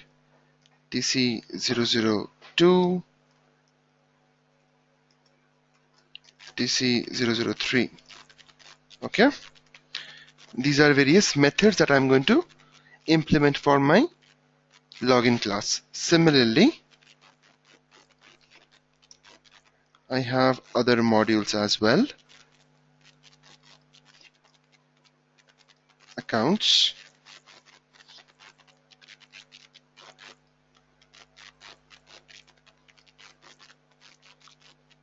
and I have bills.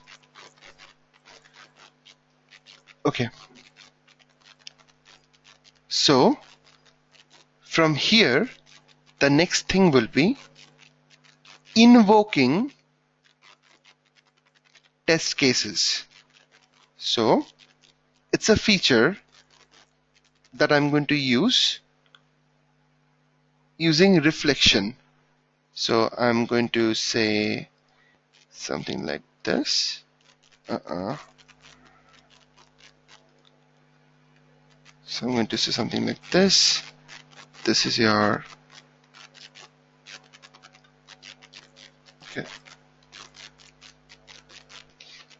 step 3.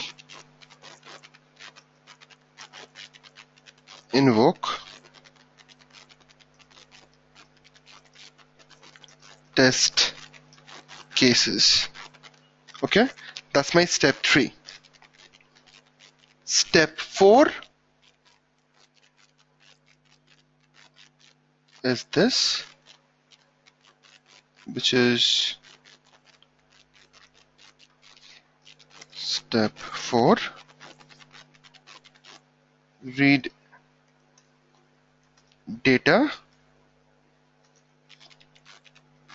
per test case.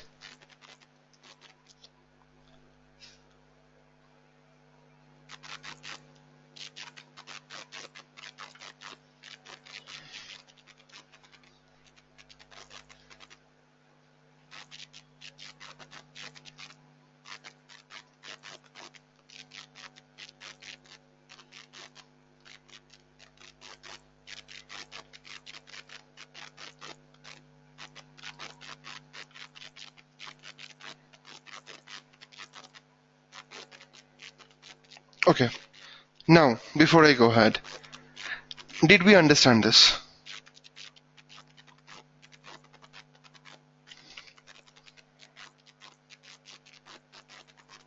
Okay, first, in this case, what is global.java file and what it does? Sachin, hang on, I will tell you about that. But first and foremost, can you please tell me whatever I just showed in this particular page, did we understand this much? Right. Mike, tell me what do you think? Okay, super. Now, the same thing which I just spoke about is what I tried to explain you in the beginning. So in order to do that, as I just told you, test execution config is the initial starting point. That means, so in the framework, we will have a class. The class name is driver script.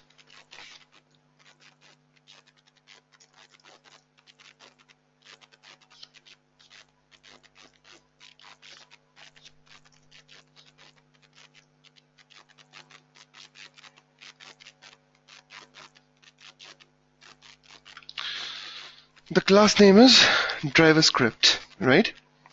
Now what is driver script? It will basically, this class is meant to perform all these work in stepwise format. Step 1, step 2, step 3 and step 4. More precisely, it will perform 3 different steps. Step 1, step 2 and step 3. Step 4 will automatically get triggered. Okay? Now, what I said is that I have a class, which is a driver script class. Let's try to understand the initial setup of this class. Let me go back to the color. So in the driver script class, I have a constructor. So hang on. So I have a class. This is driver script.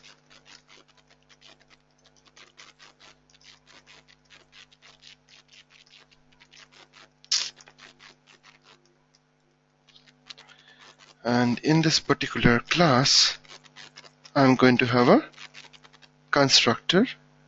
The constructor is obviously the same name. And here I'm just performing step 1, step 2, and step 3. So to perform step 1, let's try to understand what exactly the feature that you want to provide to the user by reading these values. Feature that I want to do with respect to this particular values are obviously this guy, execution config sheet, should be public in nature. Why? Because I want everybody in the project to access these values, right? Global access. First thing.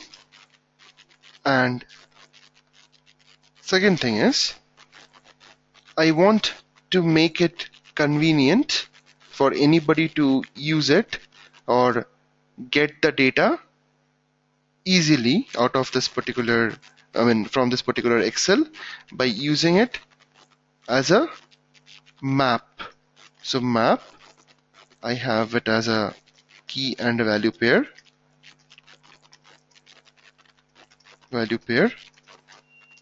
Okay. And I'm just going to put all these values. env equals to QA, browser equals to Firefox, something like this. It will come for the entire map is what I'm trying to give to the user so that they can just say map or global param map dot get of env, and they will get the value which is QA, right? That is the second thing. Now, how do I achieve it? Let's try to understand how do I achieve it. 3. How should I do it? So we have this particular Excel file, and there are two different columns. One is config and one is value. All right. Now, as I told you, I'm going to put everything into the map. Now, how will I put this into map? I'm going to use a particular class, which is Excel read write. This class I will be using because this class is built to handle all Excel related requirements. What I mean by that, if I want to work with Excel, so I need to work on the row level, I need to work on the column level, I need to work on the cell level. Things that can be done with respect to read write are mentioned in those methods which I have created, but I'm just saying it can get you few things which is crucial for this particular method for test execution config. To read data from test execution config is row count, get cell data. These are two different methods that you would like to work on. Okay. Now I'm just going to quickly take you to those methods, and I'm going to show you what I am doing there. Okay. Before I go ahead, whatever I explained, are we all good with that?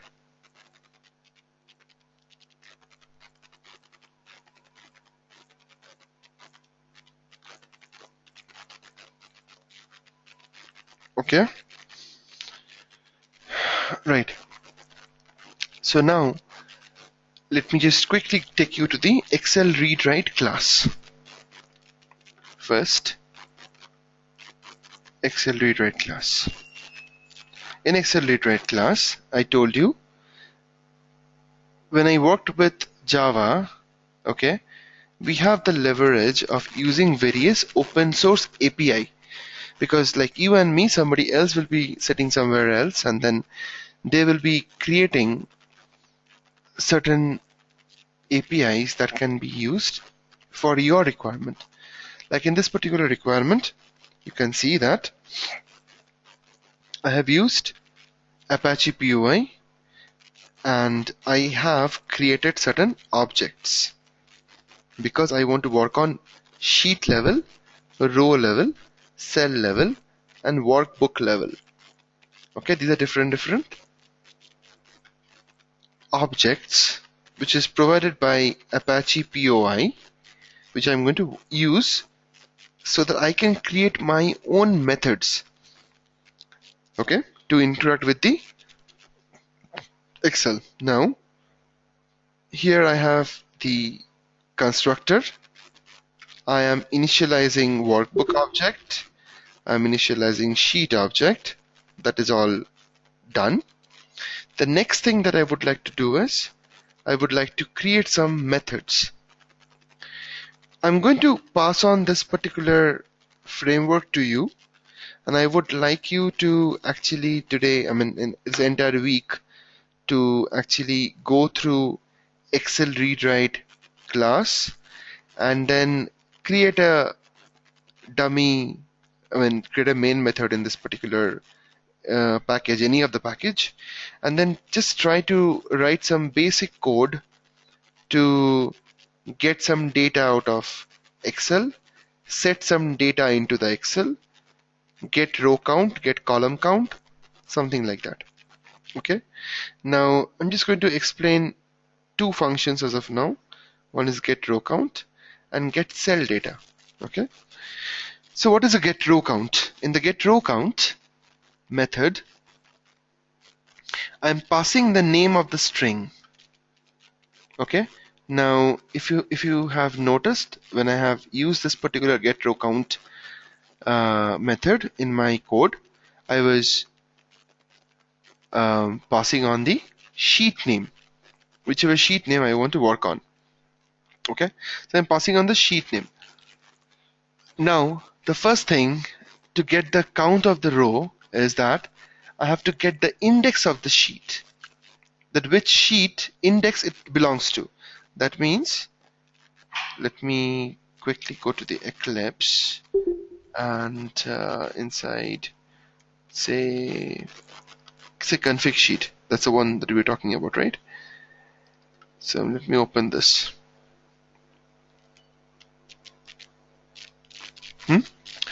Now here you see that I have a key value combination, config and value, which is a key and which is a value, right?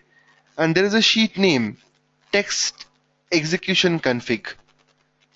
And then you can also see the name of the Excel is also test execution config. Okay, why did I do it and how did I do it? Okay, so I will tell you how did I do it. Why did I do it? Because I want to keep it simple, because I want to make, if I have to make if I have to change the name of the sheet, I have to change the name of the file also. That is the kind of rule I have made here. Okay, with respect to this particular framework. Now, anyway, I'm just coming to the index. I'm getting the index of the sheet. So obviously, you can see by this that it will come as a 0th index, right? Because test execution config is in the 0th index point. So it will be 0. Fine. So I get that here. And now it says, if it is less than 0, then return 0. Else, I'm basically creating a sheet object from the workbook. I'm using the method getSheetAt. This method is something that I have not written. It is coming from the Apache POI itself. Okay, I did create the object of the workbook, which is there on the top in the constructor. Here you can see that. And I'm using that workbook, same object, and I'm just saying dot get sheet at index. So index is the same index which I got here. I'll pass it here, and then that will register for the sheet object. It will basically initialize the sheet object. And then I have a integer called number, and the sheet gives you the method called get last row. Okay, get last row num. So it will basically get you the last row. Because of the reason that I'm keeping config and value for the first row in the first row, that is the reason I'm making sure that I can iterate till the 7th row itself. And that's the reason I'm saying get row plus 1. So it will always loop to the plus 1 row, right? Because the first row is only for the header. From here itself, the actual value is starting off. So anyway, I got the number, and that is the same number I'm returning back to the calling function. This is get row count. That is first thing. Get cell data. In get cell data, again, it accepts the sheet name, it accepts the row number, it accepts the column name, whichever column you want to target. Okay. So the first thing that it will do is that it will basically go ahead and get the index of the sheet, which I did last time as well. I got the sheet object, and then I got the row object, sheet.getRow at 0. Okay, so I got the row object, and then I got the column name because I already have a method called getColumnNumber. So this guy will basically give me the column number for a particular sheet name. If you give the sheet name, or if you give the column name, it will give you which number of column it is. That means this one is column 1, this one is column 1, this one is column 2, right? So I will basically get that value here in the column number.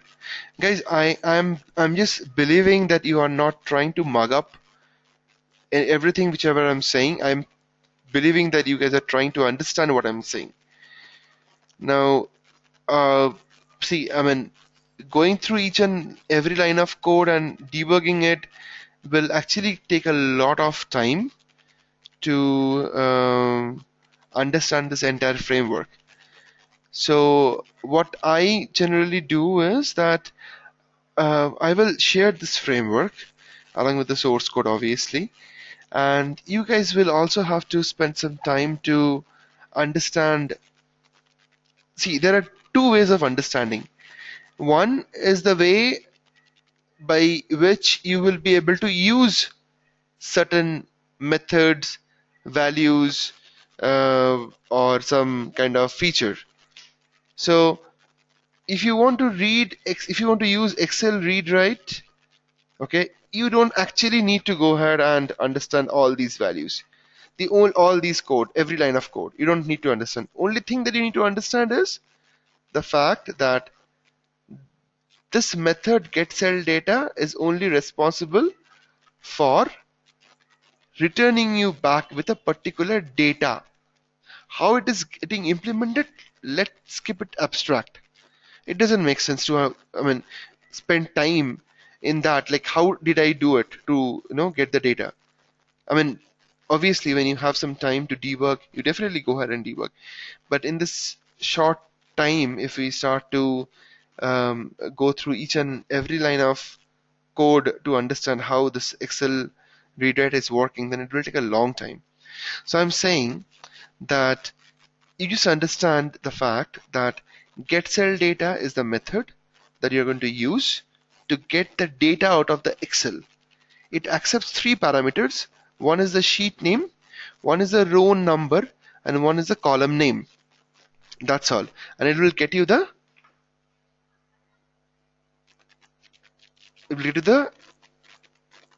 text value of that particular cell you are trying to access.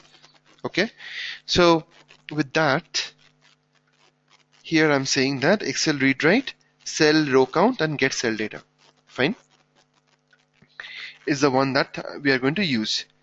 Now let's go back to the code a little bit and let's try to understand whatever I'm saying here. Okay, also one more thing I'm going to mention. In this, I'm going to mention step 1. Okay, what was that method? Um, Get param, right? Get param. So I'm calling get param method, and here I'm passing the path of the Excel. I did tell you how do I pass the Excel path, right? I'm just basically saying system.get property of user directory, which will bring me to the project location. Inside that, I have placed my test execution config sheet. Okay, so I'm passing the same path to the get param method. Okay, I will talk about get param method again, but up till now, whatever I just said, did you guys follow?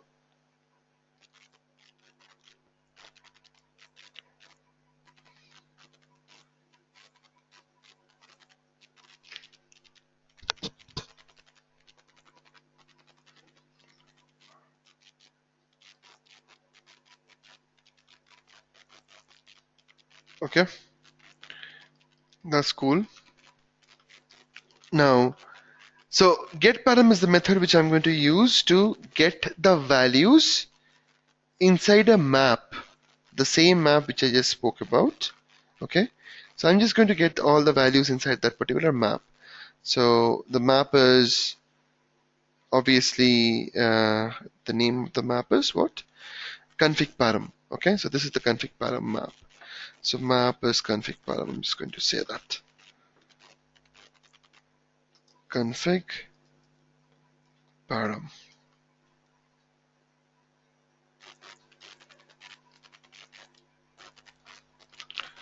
That's the name of the map. Okay, so this get param method is responsible to fill up that map. Let's just try to understand how it is doing it. Okay, I'm just going to complete get param method and I'm going to close for today, and then we will meet back next week again, and then we will take it from here once more with the same sheet. So with respect to get param, okay, first and foremost, let me close this. So how did I call, how I'm going to call get param method? Because I have kept get param method inside driver script constructor. This is my class driver script, and that's my constructor here, and that's my main class here. Okay, so if I say new driver script, then obviously this means that I'm creating an object of driver script, and that means I'm going to call the method driver script, which is nothing but the constructor. Let's try to put this in a debug mode and see. First thing, I'm going to say main debug as Java application, and I got to that. Now I will just say F8. Let's see where do I reach. I reached inside the constructor driver script, right? And I'm initializing the config param map. Now I'm going inside the get param method. So I'll put a breakpoint inside that. Hang on. Uh-oh.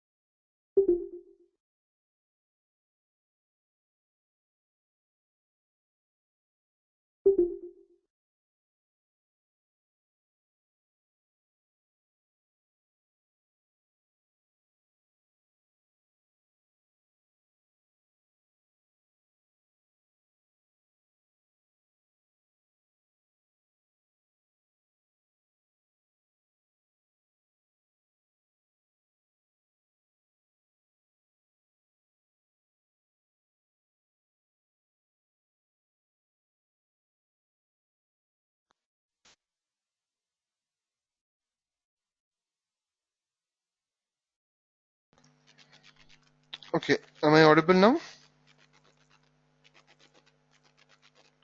Okay, right. So now I'm talking about the getParam method. Okay, so here I'm passing on the I think my execution stopped. Just a minute, let me just try once more. So I'm coming from the main method, and then I say F8. I come inside this, and then I say about F8, and then I say that I'll go inside the method getParam. I'll put a breakpoint inside, and then I say F8, which brings me here in the getParam method. And now see what I'm doing. I got the file value, okay? There's a path. Now, the question that was asked by Ankit, I suppose, that what is globals doing here, right?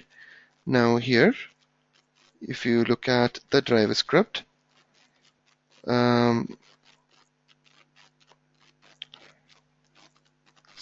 globals.gc config location and globals.config param name, file sheet name. So let's try to do a quick watch on this.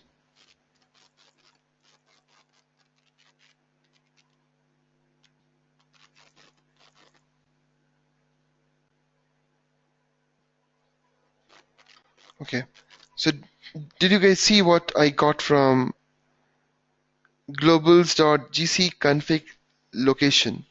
I got eFramework space simply learn framework. Okay. Also, if I just get this,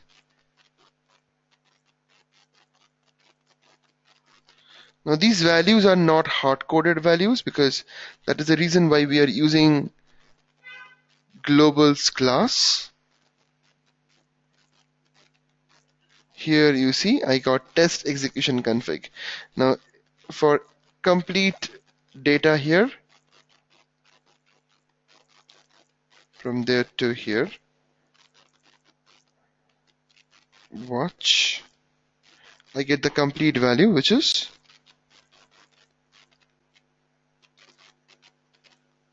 this. So I get the complete value, which is the path for the test execution config. Now, still if you have confusion, let me go back to the config class. So in this class, what I have is what I'm trying to show you now. In this class, I have all final values, which are all constants. If I go inside this guy, you see what I'm saying. I'm saying public static final string. That means it is a final or it's a constant, and I've given a name to it, like the same way I give names to a variable, and then that is pointing to the another variable called gc project dir. Now what is gc project dir? It is this one, and it is basically saying system.getPropertyUser directory.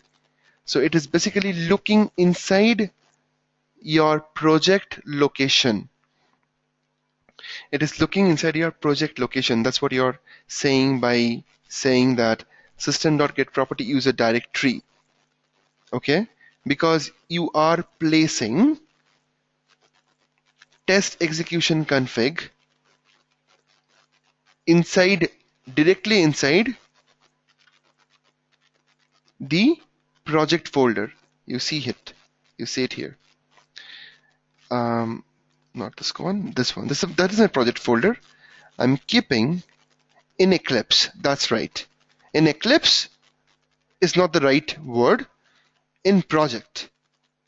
In project, I'm keeping. Okay, hang on. Even better, I'll just go to the project location to show you what I mean.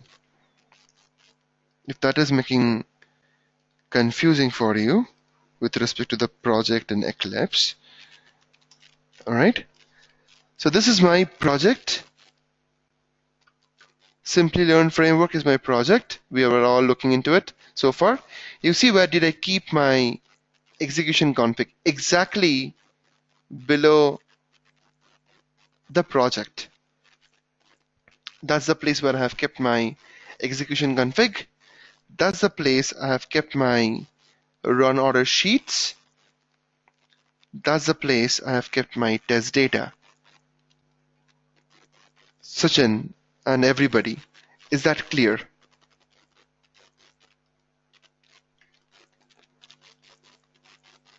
Mike, is that clear? Okay.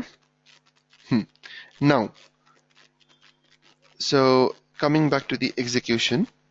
So where was I? I think I was inside. So I'm in the get param method now. So fine, I'm going inside the method, and this map is currently empty, right? Because I just initialized it there. I initialized it where exactly? Here. And there is no value into it, obviously, so it'll be empty. Correct? If it's empty, that's where I'm going inside. So I'm gone inside, and then I'm creating the object of accelerate, right? The reason is I want to fill in the data from test execution config sheet, the columns and the values. So I am creating an object of it, and then I'm looping till the get row count for the config sheet name. The config sheet name is again test execution config. That is the reason why I just said that I kept both the name of the file and the sheet name as same, because I want to make one place change. That is, if I have to change the file name, I will also have to change the I have to also change the file name, name of the sheet name, and there will be only one variable or the constant to take care of the changes. I'm not keeping two different variables for two different values. This is the file name, this is the sheet name. I'm keeping those two values same, is what I'm trying to say. Okay? Now, so now what I'm saying is that I'm going inside the loop, Excel row count. Okay? Let's try to see if I can go to the Excel RW row count, right? Excel read write is here, and Excel row count, correct? So I'm gonna put a breakpoint here, and I'm gonna say F8, and that brings me to this. The Excel row count sheet name is test execution config, the same sheet name which I mentioned. This guy, I got it, so I opened it. I opened the file. Not yet though, but then I'm just going to open the file. I mean, yeah, I have opened the file obviously. Now I'm looping through, right? Now the next thing that I'm going to do is I get the index of it. Index is 0, obviously, because it is the only sheet there. Index starts from 0 always. That's the only sheet, so I got the index as 0 for the sheet name. Now I go inside, and then I say I'm creating an object of sheet, and I got the object of sheet, which is this. And then I'm going to say what is the number, the last row number, which I did, and I got the number there, 7. Let's try to prove it that I'm doing it right. So that's from there to here. It's 7 rows, correct? Now, if I am going back and I'm just returning this here, okay? Now I'm going inside, and then I'm putting the value. So key I got as env, value I got as QA, and I'm putting that value there in the config param. Did we understand this much?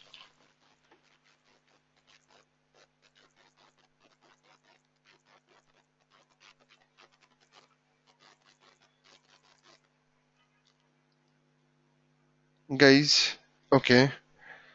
Right. So similar way, I'm expecting everybody is understanding what I'm doing now.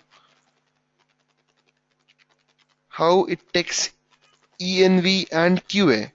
Okay, out of 7 rows, right? As I told you about get cell data. Okay, let me show you now. Okay, if I hang on. So get row count, I again got it. Okay, now here you see in this section, I'm going inside the get cell data. I'm using get cell data method, right? And in the get cell data method, I will go and I will show you. So where is the, okay, so get cell data, get cell data. I think this is the one.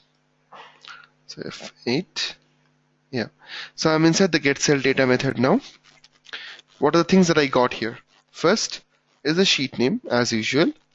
Now the row number, because I have to get for each and every row, right? The cell details should be for each and every row. So the row number is now 2 and the column name is config. Correct? That means the row number is 2. env is passed already. I'm considering this as 0 actually. env is passed. Now it is number 2. So I'm just going inside that again.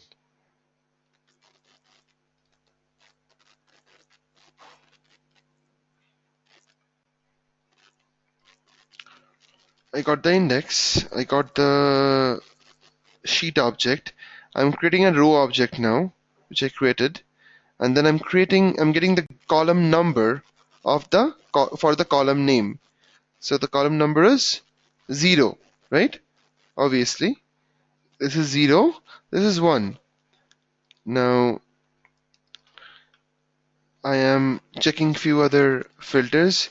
I'm converting that row num to a row, and then I'm converting that column number to a cell, and then I'm saying if cell is equals to null, then return empty, or let's get into the switch case.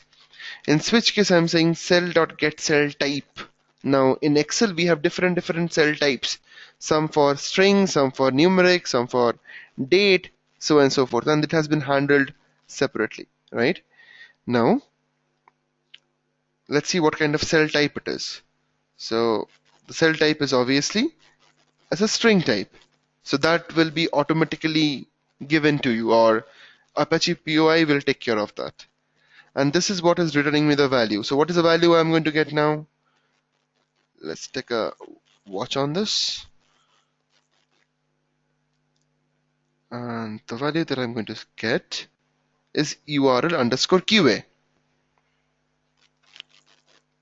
So your doubt is clear now?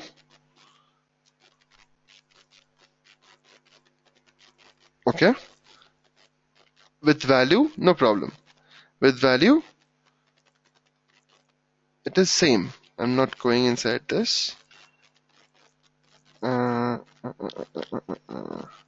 JavaScript.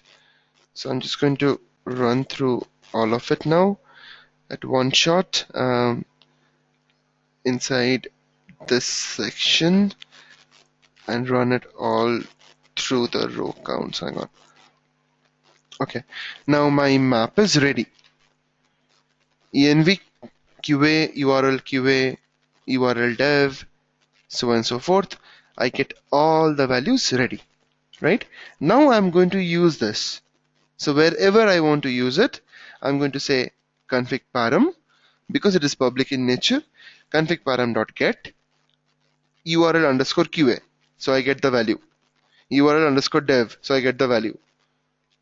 I hope I'm making sense now, right? Okay, so I think this should be enough for today, because I think there is too much of overload, and you know what? That is the reason why I show two different frameworks. First is this framework, and you will definitely find some hard time to understand this kind of this framework. Can you only do it on debug? What do you mean by that, Michael?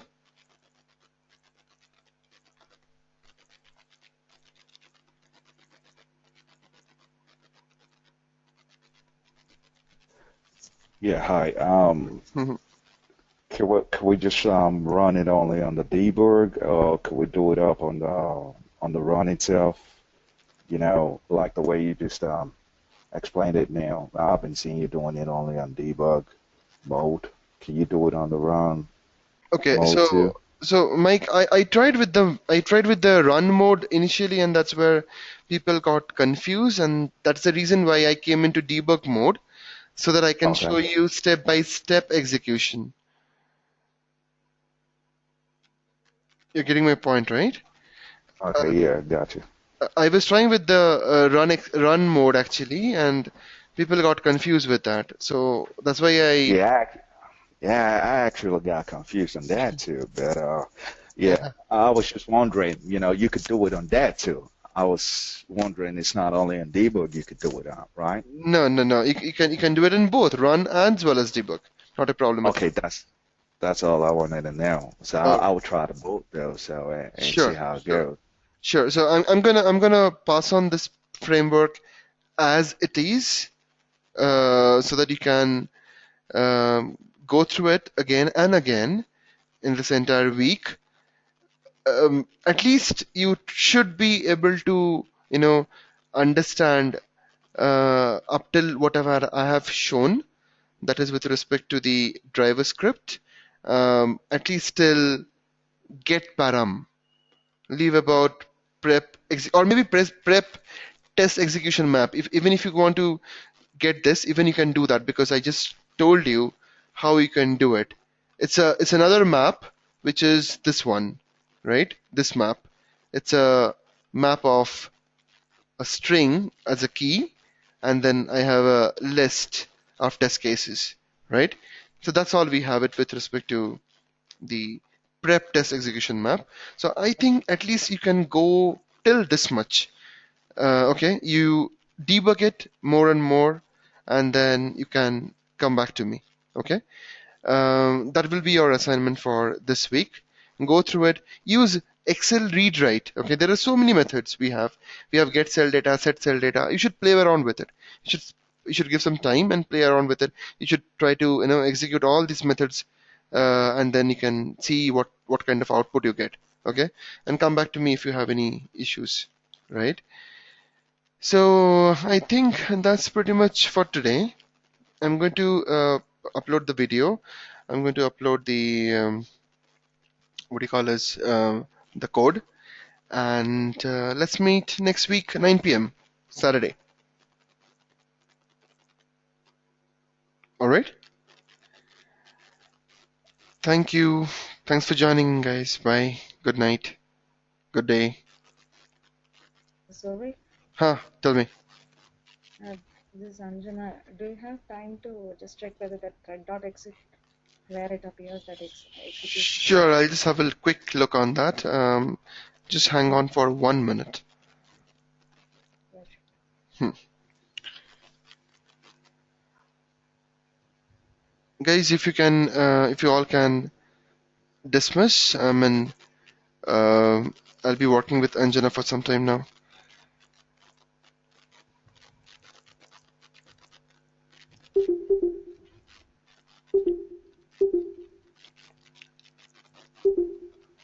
Okay.